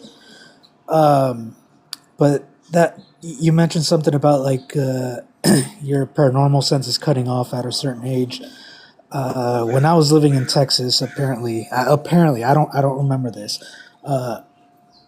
We used to live in this one apartment, and I was the only child at that point, and supposedly I was always like talking and playing with some other kid, but only I could see him, because like my parents would like be like, "Hey, who are you talking to?" And I was like, "Oh, this person." But like, looking back, I don't remember any of it. This is just going up based off of what they told me. So it's just it kind of reminds me a little bit of that. Have you? It's have you? It's so weird, bro. Like, I got the girls. They're both under 5. One's about to turn 5, and the other's about to turn 2, and they haven't hit the imaginary friend phase yet. And I don't know if it's because they like don't like, they're too crackheadish. Maybe there's too many different screens, or I don't know. But they haven't hit the phase where they're like have an imaginary friend. And so that's interesting. Just hearing you make that kind of comment right there. As a father, I've yet to see them talk. They get into their imaginations and stuff like that, but in the context in which we're talking about, to where it's like full on conversations, like you're in a whole nother world with your imaginary friend. I've not seen that yet, and I'm not necessarily inviting it, but it's wild to think about. Have you had any experience? Like, did you have like any imaginary friends as a kid that you remember, or No, like I mentioned, that I don't remember this. I mean, obviously I was young, but like I don't remember doing any of that. It's just from you know witness accounts, my mom, my dad, and my one of my cousins was living with us at the time, and I'm just like, what? Mm. But apparently, weird stuff would also happen in the apartment. I don't remember the exact specifics, but there was yeah, like more things falling or stuff opening and closing, stuff like that. Bro, we have no idea. It's kind of crazy to think that like we have no idea what went on in the place that we are in now. Like we're here now, we have no idea what was happening beforehand. Like Right. there could be a serial killer, there could be like a madman, there could be like some kind of crazy disturbance. We have no idea what happened to a lot of the places that we walk into. That's a wild thought to have. And who the people were that lived there prior to, and what their kind of mannerisms are. Like, how many times have we heard about people that'll buy a house, they'll rip up the furniture, or they'll rip up the carpet, and then there's a bloody pentagram underneath the carpet, and you're like, what the hell is this? How long has this been underneath the carpet? Like, is this blood? Right. Who Oh put this yeah, here? that's like some alchemy type shit, rituals. It's real though. Like that's the crazy part. That's art imitating life, or life imitating art, to where people like, what were the Mansons doing? Why do we have, what are the satanic panic of the 80s? Why were people why were people kidnapping people and running these type of rituals? Like one of the one of the like right down the street from me when we were growing up in high school, there was this house that like always had a pentagram on it. Like always, like for years. Like some people have wreaths for Christmas. Some people put, welcome and decorative things on their door. This house had like a pentagram encased with a circle on it for years. Just years. It was maybe two or three houses down from me. And Sketch. very sketch. What I learned too, and I keep coming back to this because it's so true. There is a network of witches in Los Alamos. Like I don't know what else to say other than that. They have a plot of land that is dedicated to the pagans of northern New Mexico. There are multiple houses in that area to where people practice like not crystal magic. I'll tell you that they practice something else. There's not a lot of disappearances and child disappearances and stuff like that.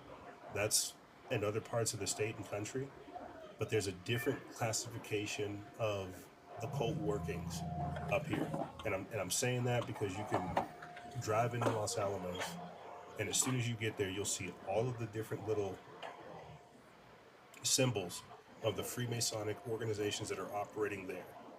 And I've done this long enough to know and seen so much stuff growing up to where I'm like, there is a coven operating in Los Alamos. I may not know it to its full degree, but I've seen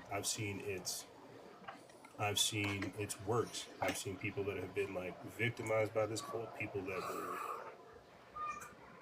perfectly fine one day and then possessed the next. Like I don't know what else to say. And that's why I don't. I think that's personally why I don't talk about it a whole lot, because you know how this stuff works. If you talk about it, it comes and finds you, Yeah, and you like manifest it. you do. And growing up there, you don't want to manifest stuff there. Manifest stuff there. A lot of people talk up there, man. It's a high, uh, very small, high powered, high financed community. You got like rich white people that do not care about spending money destroying your life. I don't. So don't go up there talking about their secrets, right? You can talk about everybody Right. else's secrets. You can talk about everything else going on in the world. You better not talk about these people's secrets. Is how it was kind of conveyed to me growing up, and so I did. I talked about everything else and everyone else's secrets and everything else that's strange and paranormal, because I grew up with it right down the street. That's crazy. Yeah, bro. One of my like we're just freestyling at this point. I'll say this and I'll get into the next story. But like one of my high school and college buddies, he he was like one of the first people that started to tell me about like like false memories and implanted memories, and like I'm trying to figure out how to set this up.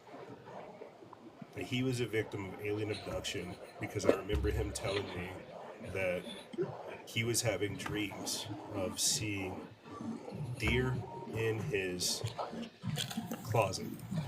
He would wake up in the middle of the night and he would see deer in his closet staring at him.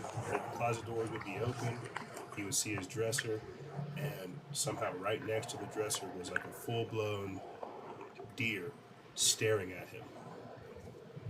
And I remembered, I was like, that's not real. Like, you don't have, that could never happen. And I remember asking him at the time, like, are you sure you weren't tripping?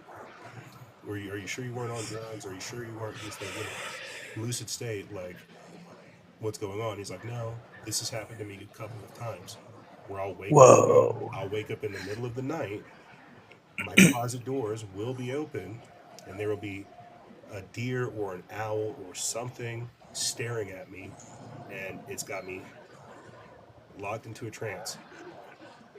And I'm like, so this has happened to you multiple times. You don't think you're tripping? This is a real occurrence. He's like, yeah. And I know how crazy that sounds. I have a deer showing up in the middle of my closet in the middle of the night. I only learned a few years later that he was experiencing what is called like a screen memory. That was not a. I've never heard of that. You've never heard of screen memories? No. Oh my God, bro. Okay. Screen memories are something that people who have experienced alien abduction go through whenever they're going through the abduction process. What am I trying to say? People who were abducted by these gray aliens experience a fake memory of the abduction. So it's like they don't get abducted by the gray aliens, they got abducted by the deer in their closet. Does that make sense? And so when they recall these events of the abduction, they didn't get taken by little green men up into space. They got taken by a deer into their closet. And it's their minds trying to rationalize what's happening. It's a screen memory. And so it's a projection from these entities, a projection injection into people's psychic brain of what's happening. It's a real thing. I didn't learn about this until like years later, that my friend was being abducted and he was having screen memories projected into his brain. He was not actually seeing a deer or an owl in his closet. Some entity was psychically projecting this mask on itself as it began to take him into this other realm. What? Yes, bro. In high school, I'm learning about this. I had learned that he was having these experiences maybe my like freshman or sophomore year. It wasn't until like sophomore. It wasn't until like sophomore, junior, senior that I had started looking into very heavily alien abduction. People like Bud Hopkins, Dr. David M. Jacobs, and they were describing this. They were describing the same thing, and you're like, you're in college now at this time period, so homie's moved on, he's grown up, he doesn't think about it. But what he was describing was a textbook, archetypal alien abduction encounter. You were not being abducted in your closet. You were not being taken to Narnia or whatever by some deer in the closet, bro. That wasn't what was happening. Something wiped your memory and took you someplace you've been experimented on. I don't know. It's like it got flashed by the Men in Black. Exactly. Exactly. Wow. That's fascinating. And what's more fascinating is this is a part of this phenomenon. It's a feature of the phenomenon of the alien abduction phenomenon. And what is even more fascinating than it being a feature is what I learned later on would be called MILABs, military abductions. So these were subsequent abductions by the military that was taking place of individuals who had just gotten abducted by these so-called aliens. So it's like there's two things going on right now. One, people are being abducted by so-called extraterrestrial entities. Two, those people who have been abducted by these so-called extraterrestrial entities are also being abducted by the U.S. military. It's like the military wants to know what the aliens are doing. They don't know. So there's two separate abductions occurring right there. Now I don't know if my friend was experiencing a MILAB, a military abduction afterwards, but everything that he was describing was of an archetypal screen memory projection.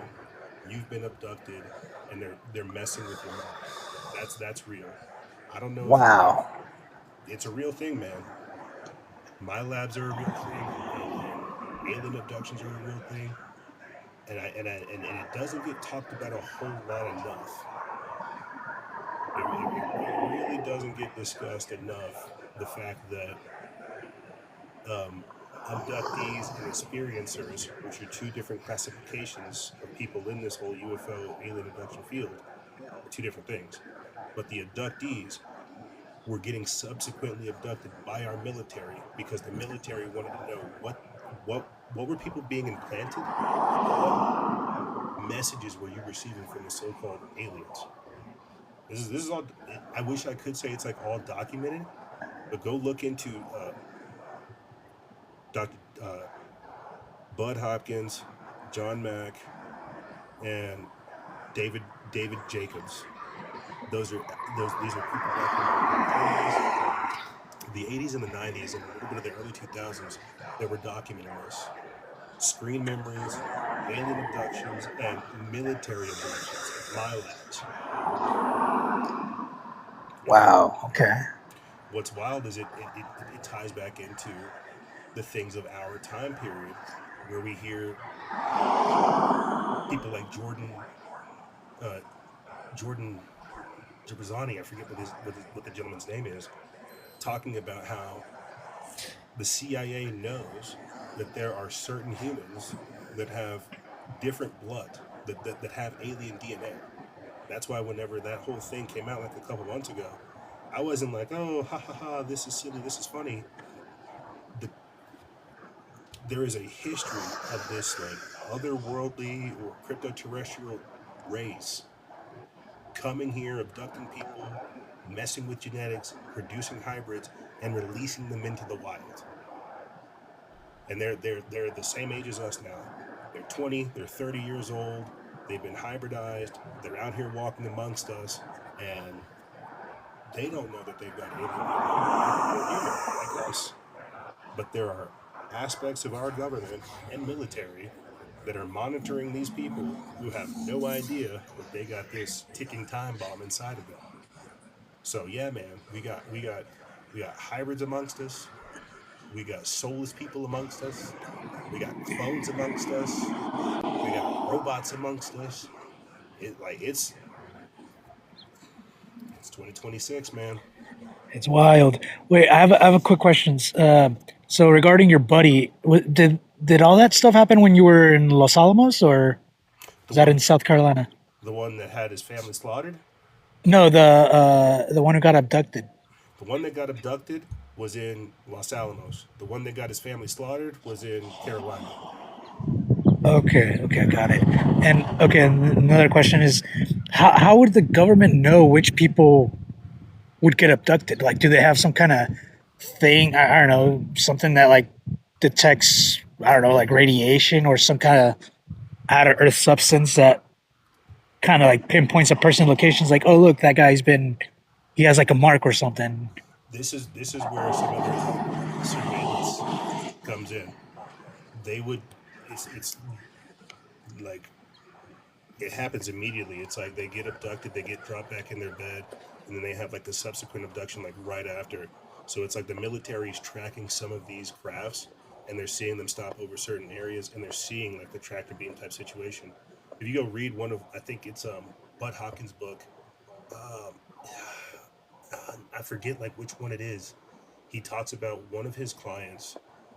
He does a great job of showing two New York Police Department officers, stand up guys, witness a alien abduction and slowly unravel, trying to figure out like what they saw. In this book, they talk about military abductions as well and the process behind them. It's they've tagged people. I don't know how to say that. They've tagged people. These aliens have these. The government has infiltrated some of these like support groups where people would vent and talk about it. They would track these individuals who have been venting about being abducted, and then the military would abduct them again after they'd been abducted to see if there's anything going on. So that's why I'm like it's a pretty crazy story, but when you listen to these abductees and these experiencers talk about it, these are the things that they're claiming. They're claiming that no, the people that abducted me secondarily, they had on military fatigues. I was in a room, there were people behind a plexiglass. They were observing me. They described two different types of like procedures that take place versus the individuals who get abducted by these aliens. They talk about implants. Um, they talk about implants, fertility, developments, and stuff like this. Events that are taking place in the near future. There are there are there are two distinct experiences occurring, where one is being displayed as like an item or like an object, whereas the people over here are being experimented on or worked on by like doctors. And so when you look into these experiences, you're seeing two different agendas meet, and they meet right there at the experiencer, at the abductee. And so they have this is all documented. This is a part of like the UFO alien abduction lore. This is the history. So when you hear people say like, "Oh, you got abducted by aliens," what do they do? Did they probe you? This is not something we should be laughing about. Like we're talking like, if you listen to some of these people's experiences who have been abducted, they're traumatized. They're traumatized to a point to where they either dissociate or they develop like a psychosis or like a love towards the aliens. I hope that answers your question. Yeah. Wow. That was deep. Oh, But it made me think of something.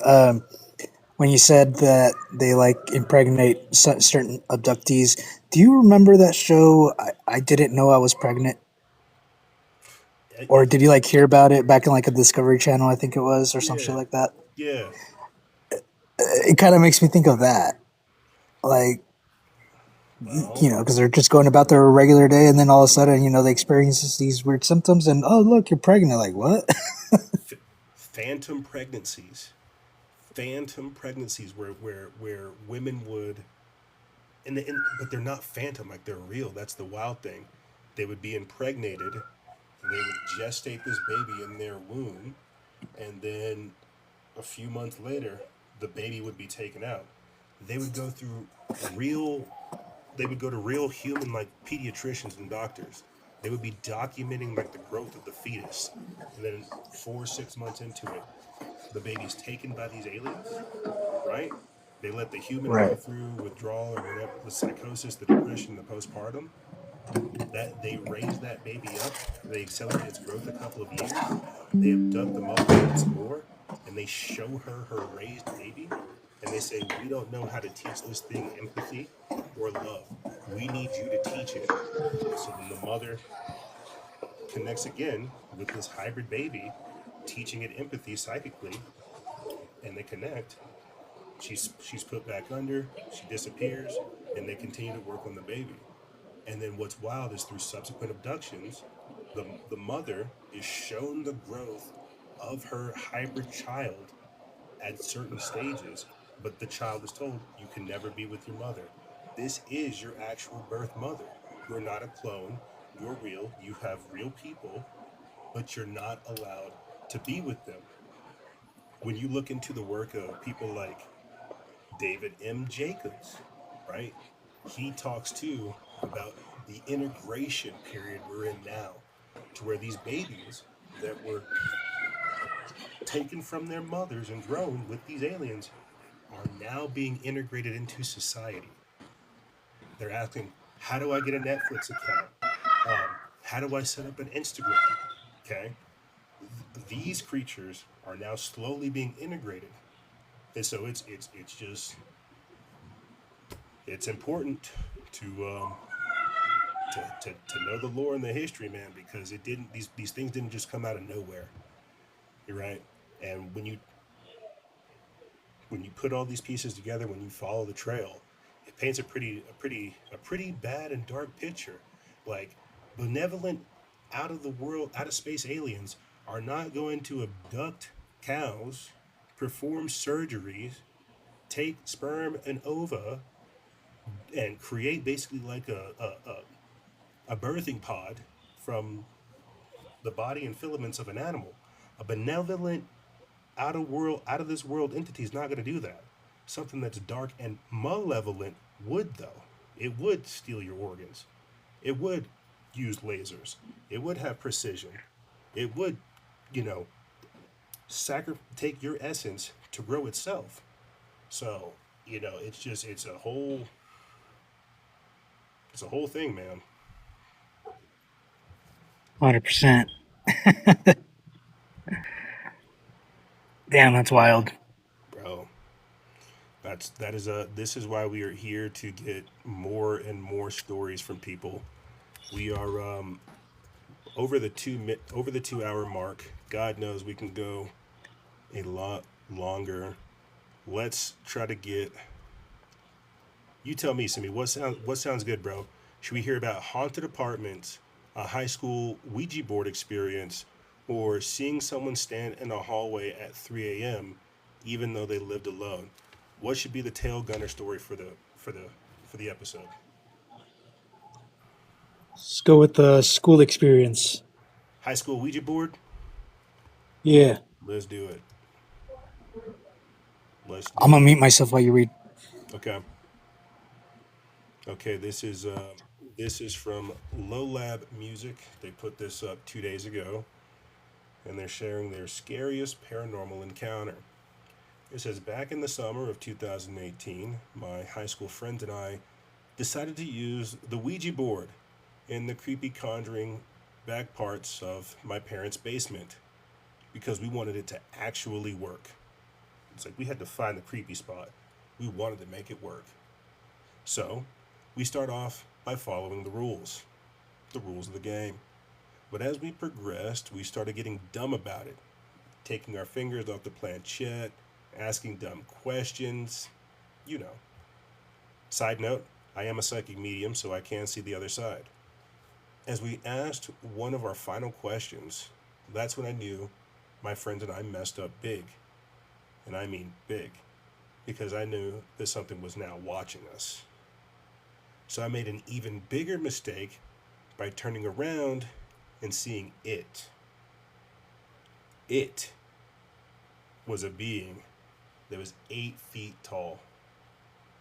A demon with literal horns and glowing yellow eyes watching us, peeking out from behind one of the corner walls. I also have a secondary source, my best friend since the 8th grade, that can confirm this to me to be true because she saw it too.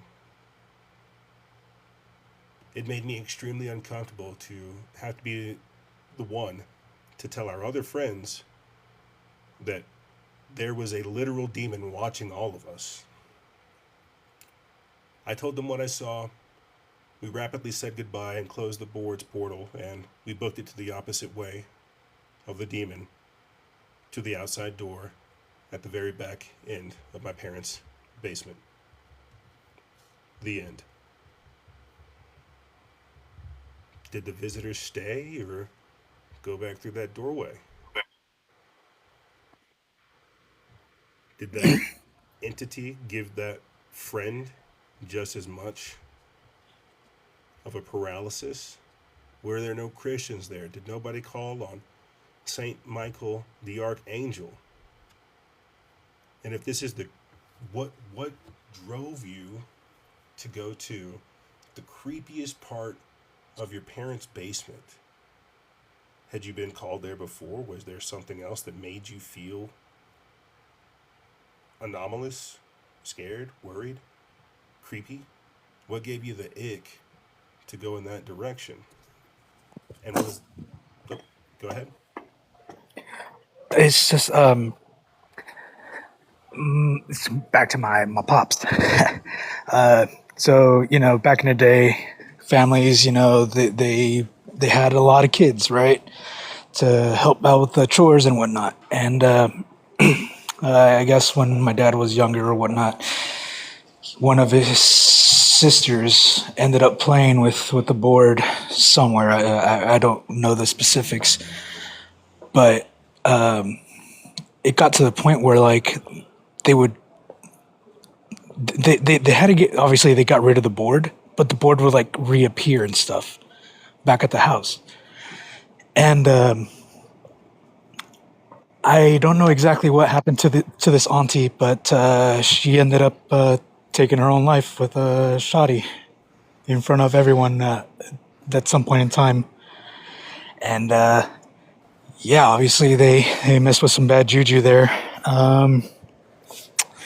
And I actually have somewhat of an experience. There was a time, especially like during high school, I was very rebellious. I kind of defected from Christianity there, and there was this chick I liked, and then I'm over there. I mean, at this point, yeah, I was simping back then, but at one point she's like, "Oh, We didn't know yeah." any better. To your defense, simping was the way. We thought that's how we got the girls. Yeah. So at one point they had a party at their apartment, and one of her best friend at the time, it's like, "Oh, hey, look, like we have this Ouija board, like we should go play it." I'm just like, "What?" It's like, that's not real. And like we go there, and then they go through the rules or whatever and start doing the motions, and I'm there. I did participate, but like supposedly the entity that they were talking to was their best friend from childhood who had died at some point in time, and it was just like really weird. At some point during the session, I felt like an enormous amount of pressure, just like all over my body and my heart, and I'm just like, okay, I can't do this. So obviously when you're doing that stuff, you have to do the rules. You say hi or goodbye. So I'm just like, all right, I'm out. Like I did the goodbye thing, and then I just felt like an enormous amount of pressure. And I was like, yeah, I'm not gonna continue doing that. And they still sat there and did it for a little while longer, but it was just so bizarre that they thought that they were talking to their deceased friend from multiple years back. But yeah, that the first and only time I've heard on that crap. Yeah, don't really want to go through that again. And it's also just weird that like you go to like Target and you can find those readily available at the game board section. Even at my local card shop where I go play games, like they have them for sale there too. It's just like, what the heck? Like, they're promoting witchcraft voodoo stuff. They also promote the Roll Mafia over there at Target too. So Yeah, let's not totally. off. How many times have we talked about like teachers, being witches, after school Satan, right? The Satanic Temple. So there is a clear push to engage the children and get them on the dark side very, very quickly. Let me get your thoughts on something real quick. I was just like thinking about this, like as you're talking about this chick you liked and them trying to communicate like with a childhood friend of theirs. Like, what is this? Like, that's predatory, right? Like, I would consider that predatory, but what I heard is that they're communicating with is able to reach into the psychic reaches of their mind and find something that they are emotionally conflicted over, and then to project that image of their own thoughts back to them so they can communicate. That's almost predatory. What are your thoughts on that? It was very sketch. Obviously, they were the ones asking like deeper questions. I'm just asking you like you're here, or is someone here? Move yes, or something that's of the kind. But they were the ones asking the deep questions, and I'm just like, what the heck? And like I said, at some point during the session, I just felt like an enormous amount of pressure, like all over my body and my chest, my heart. And I'm just like, yeah, this ain't for me. So I said goodbye, and I told him, I was like, hey, make sure to say goodbye when you're done, because it is a ritual. You do have to go through certain motions to conclude it. Otherwise, Hmm. you essentially leave a portal open, like you mentioned a while back. And yeah, it was just so bizarre. And by that point in time, it was late at night. Everybody had kind of gone home. The mom was like chilling in the living room or whatever, or something. And somehow or another, we ended up at the mom's bedroom, and that's where the session took place. And Uh, obviously, the lights were off and all that stuff. And I was like, yeah. uh, And then, some years passed, and the friendship between these two chicks didn't last, and they just fell apart and yada. But have you heard of a movie on Netflix called Veronica? I have not. It's supposedly it's real. It takes place in Spain, and it's about this chick who has like three or four younger siblings. Her mother is like like an opioid addict or something. She's always on pills, never around, always working or whatever. So at some point, it's really weird because we just had an eclipse in Spain, but in the movie, there's supposedly going to be an eclipse, and this this chick and some of her friends decide to skip out on the class venture to go, observe the eclipse on the rooftop, and they go to the bottom of the school in some cellar, and they play the board. And as the eclipse is getting to its climax, some like stuff starts breaking, and like the lights start flickering on and off and whatnot, and they kind of all get scared. And apparently there's this nun who's like blind, but she can like see into the other realm. And she notices like, you've been dabbling into some dark things, haven't you, and that kind of stuff. And she's like, you need to make sure that you get back together with your friends and like put back whatever thing that you summoned. So the chick goes and tries to convince her friends. At this point, her friends are already scared because of what happened in the first session. And they're like, nah, I can't go back and do that again. So then they essentially leave the portal open. And this entity follows the main chick, the protagonist, home. And then she starts noticing weird stuff going on at her house. And somehow or another, someone tells her, is like, oh, you need to cleanse your house. You need to put these protective vigils and all this other stuff. And she's over there showing her little brothers how to create these sigils. But the youngest one, he obviously looks like he's kind of on the spectrum. He doesn't do a symbol right or something. And as the movie moves on, you can tell that the entity is slowly starting to possess the younger brother. And yeah, it gets pretty messy. Like I said, it's supposedly a true story. I think it's like back in the late '80s. What's it called? Veronica? Yeah, Hold on. Let me look this up. it's on Netflix. I saw it as like one of the top 10 scariest movies out there. I'm like, oh, that looks okay. That looks interesting. And, but yeah, it turns out that there's a cop who's like trying to investigate all this stuff, and eventually he gets a call to the house, and he gets in there, and like the protagonist is pretty much getting like her soul sucked out of her by this entity, and it's just Yeah, it's pretty strong. It's a pretty strong movie. I've not found it. I'm looking at it now. Oh, On Netflix, Veronica most commonly refers to Paco Plaza's critically acclaimed 2017 Spanish supernatural horror film about a yeah, that demonic one. possession following a school seance. Set That's the in one. Set in Madrid, 1991, a teenage girl named Veronica holds a Ouija board seance with school friends during a solar eclipse to contact her late father. An evil force enters their lives, forcing her to protect her younger siblings. Bro, like oh my goodness, why? Oh my goodness, no, I'm gonna watch this. I'm gonna figure out how to watch this.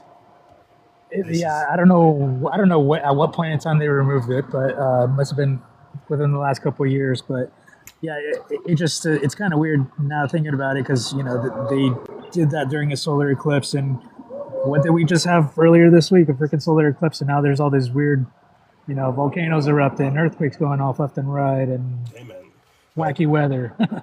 what was it? I did a video on the World Cup being like a ritual, and in that video I showed a picture, which was a screenshot from I think like the 2000 from the eclipse like last year, or the year before that, where it crossed out America. You remember that? Yeah, yeah. Yeah, and now we're talking about crosses in Spain, right? And what just happened with Spain? They just got flooded with all these migrants. So I mean, we're living in historic times, and people there are some people that say portals open up whenever there's an eclipse because they're very rare. I can get that, and I'm sure there's like some type of cosmic energy that flows into this world to people that open themselves up to it. But it's getting weirder and weirder. I don't think anybody would deny that. And if you're not looking at signs in the heaven or signs or symbolism and synchronicity, you're losing out. Like it's happening. It's like I'm like bro, I'm looking at all these earthquakes happen, and I'm thinking to myself like, part of this is for sure cyclical, and part of it's intentional. Like what went on in Venezuela a couple months ago. Now we're talking about Colombia. We've got all these earthquakes popping up. Something's happening, whether intentional or cyclical. Something is happening right now. And these like bro, like did we ever grow up hearing about eclipses left and right, or like rare No, astronomical phenomena continually taking place? not to my knowledge. Not until recent times. Yeah, bro, it was like this thing happened like once in a lifetime. Now we're like, oh, the eclipse from a couple years ago or the eclipse from yesterday. Like, what is this time frame we'd enter into to where things are just so weird we can't really like hide or deny it? Have you heard people talking about like a new sun too, or like the fake sun? Yeah, yeah, I've heard about that. It's like, what does that mean? Are we in a void? Do we not have a sun? Have we shifted into a new parallel or a parallel universe to where like our sun is no longer here and we have to have like a fake separate sun? It's China made probably, or Elon Musk. Just kidding. Hey, I would not put it past those people. Well, also, I, do you think that some of this stuff is attributed to the shutting down of CERN? Yes, 100% yes. That's what I was thinking as well. Well, I mean, it was bro. Tell the people what you were talking about yesterday or the other day about Joel Osteen. Tell them. Yeah, so Joel Olstein, the guy who owns a mega church down in Texas, who got shit on for not letting people shelter in his church from the hurricane. He got Mandela affected at some point, probably around the same time period, and now his name is Joel Osteen, Mm-hmm. Osteen instead of Olstein. Mm-hmm. And yeah, there's a lot of other Mandela effects out there, but that's the most recent one that pops into mind. There's a whole lot that have popped up recently.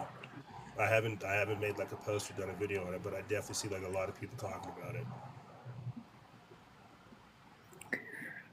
Some wild shit, man. Bro, it's listen, we are in the event horizon now.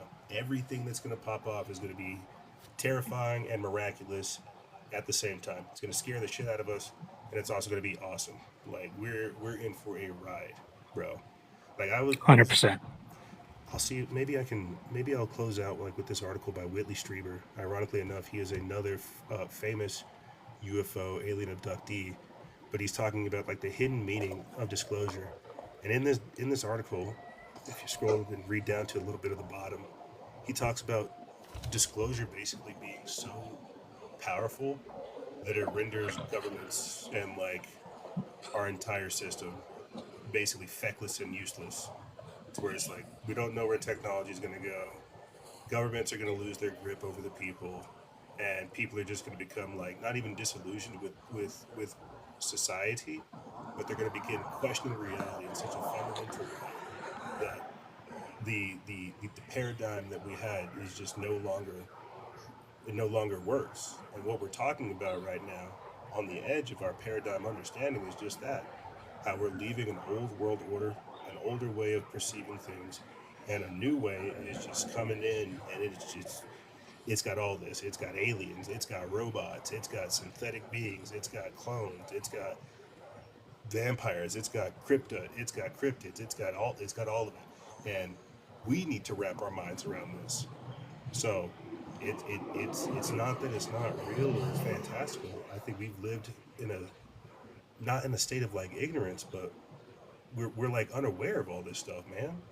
And we're like trying to make ourselves aware of like everything I just mentioned there: clones, synthetic biology, people uh, hopping bodies, because that's going to be a thing too in the very near future. Consciousness transference. Don't get attached to your body, or don't get attached to a person, because you're going to have people parasitically hopping from body to body. Like, wrap your mind around that. And do we have these people here amongst us already? So it's it's gonna get weird, man. It's weird now, but it's about to get strange beyond The belief. next that. Yeah, it's about to yeah, it's about to get 10x strange, bro, for real. And I'm here for it. I'm here for it till I lose my mind, bro. It's funny because like I used to hang out with a group of friends, and then, dude, when Hunter Biden and all that other stuff started happening, like I started going off on the chat, and dude, I've not been invited back to either of their houses since then. Really? It has probably been like 2 or 3 years, and I'm just like, what the heck? I mean, we still send each other like memes and reels and stuff, but it's just it's not the same as like actually being there and talking to them. Bro, how are we rehabbing this cokehead? Like, how are we rehabbing this man? Why is Tucker Carlson sitting down with him? Why is Nick Fuentes trying to help repatch this man's identity? Why did Candace Owens sit down with this scumbag? Why are we entertaining Hunter Biden's like redemption tour? What in God's name is this? What in God's name is it? What in God's name, bro? All right, I'm gonna go ahead and start shutting the stream. We could be here for a couple more hours, but I'm gonna go ahead and start wrapping up the stream. Did you want to say like any closing comments? Anything random to the audience, people now that are listening, or people in the future? Follow Freedom Faction everywhere: TikTok, Instagram. I don't know. You can probably can't do Twitter yet, but yeah, follow my boy. He's very knowledgeable, very Hey, insightful. hey, thanks, bro. Thank Thanks. you for all the thank you for all the information. I probably would not be in this situation where I'm at if I hadn't listened to you for the past 8 or 9 years. Bro, it's so crazy. Like, it's weird because like people care about COVID all of a sudden, and they're all of a sudden like, oh, I didn't push the vaccine, and it's wild to see the not even cognitive dissonance, or like the people disassociating from reality, or not being like accountable. Like, we saw you, you evil bastards. We saw you try to poison people. How dare you act like you didn't? And so it's so weird to see people flip, I think is what I'm trying to say, versus us who are like, no, we've been this way. We've been talking this way. We've been focused on this. We've been tracking all of this. There's no need for us to switch up. We've been right for a reason. They don't listen. They don't cut you down at the knees because you're not winning. They shot us down because we were successful, and so we've had to adapt and evolve just to stay in the game, bro. And so we're back on Twitter. It was funny. I was thinking about this the other day. We like just crossed 100 followers, and the page the Twitter that we had since like 2015, I think only had maybe like 600. And so I look at everything we're doing now with the TikTok, with the Substack, with the Twitter, with like the videos and things, and even trying to revive the paranormal perspective. I look at it as like a weird breath of fresh air, a much needed breath of fresh air as we've been dicked in the dirt for years. You get me? Yep. Yeah. Yeah. Yep. Yeah. Well, bro, I appreciate you for taking the time this Sunday and spending some time with your boy and jumping over here. Thank you. Thank you. Thank you for hosting the space. Oh, we're definitely gonna be back. I got this tech, and bro, I got this tech, and they don't only do video; they also have audio. So, like Twitter Spaces, we can fire up an audio space as well. So, if people don't want to get up here and show their face and do videos and stuff, we also have like an audio portion that we're going to be exploring as well. So, we got the tech, and we're going to be doing more work. Thank you for stopping through, bro. Thank you. Well, I'll be listening to you. I appreciate you playing. Let me go ahead and start wrapping stuff up so we can let everybody else get back to their blessed Sunday. All right. Have a good one, everyone. There he is, the legend, the man, the myth, the legend, my compadre, Simi. I want to thank you, ladies and gentlemen, for tuning in. Let me do a little bit of a. Let me do a little bit of a. Let me do some roundup real quick, and then I'll start wrapping stuff up for you guys. Get this out of here. Move the camera. How'd you guys like this? Did you like that angle? Was that a good angle? Should we try others? Says we currently have about 4 people live listening. We've had 300 people come through total. One gift, which is from our amazing friend, Ancient Energy, Ezekiel Reyes. Again, I'll put that in here in the episode article and on the Substack article so you guys can go listen to it. We were talking about Shungite, Orgonite. He's now doing Moldavite. We'll get familiar with that, and then we'll introduce it to you guys as well. We've got 3 new followers from just this stream alone, and over 136 likes. These are just some of the stats for this stream, how we're performing. Like I told Ancient Energy, this is like our 3rd or maybe 4th stream. We're trying to do more. If we don't come back to you guys again next Sunday, we'll do it again the following Sunday. And we'll probably be doing spaces and streams and stuff like that in between the week as well, now that we have this tech. Now that we have the tech and we have a familiarity with it, we will do better versions of our TikTok lives and other streams, as you heard me talking about with Simi there. We'll do audio streams as well. So a lot more is coming. This is me just saying, hey, it is Sunday. It's the Lord's Day. Let's get over here and try to chit chat and talk. So a very, very diverse episode, from money moves that we're talking with Ancient Energy to all the strange and paranormal stories that we were able to pull off to the side, to even some of the conversations that me and Simi had in between. If you like this conversation, join us. I'll make another event over here on our TikTok that you can register. You'll get a little notification when we go live, or you can just remember at 5 p.m. and 5 p.m. Mountain Standard Time, 7 p.m. Eastern Standard Time. We'll be live over here on TikTok talking about supernatural things, paranormal things, the occult, hidden history, and so much more. If you guys like what we're doing and you want to support this operation, please go to patreon.com/noise, patreon.com/NOIZCE. That's the best way to support this operation. And since we're over here on TikTok, you guys can take the time to get a subscription. I think we have it at like $2.99 and $7.99. The $7.99 one will be the synchronized subscription, where you get Patreon and Substack access. So you can support us through Patreon. You can support us through TikTok. You can also support us through Substack. the best place to do so is to go to patreon.com/NOIZCE. We'll put the link for that in the description bar below as well. And I think that's going to go ahead and do it for us, gang. We're going to rip this whole thing, put the audio and the video out on our feed so you guys can listen to the story.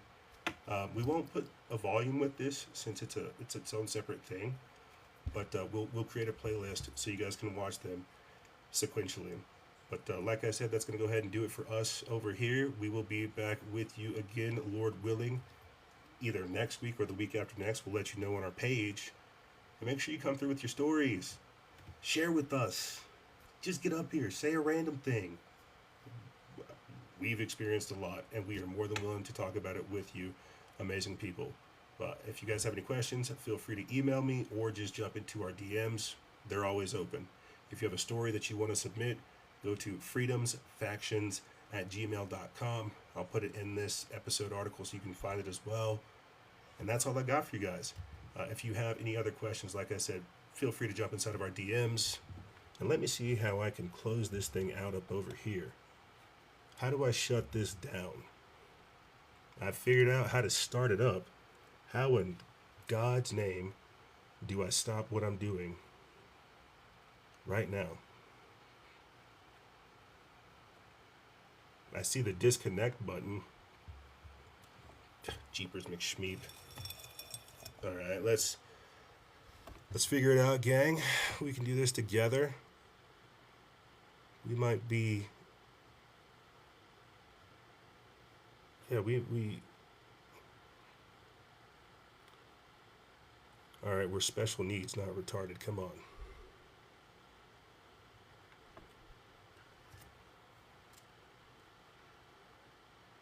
Okay, we figured it out.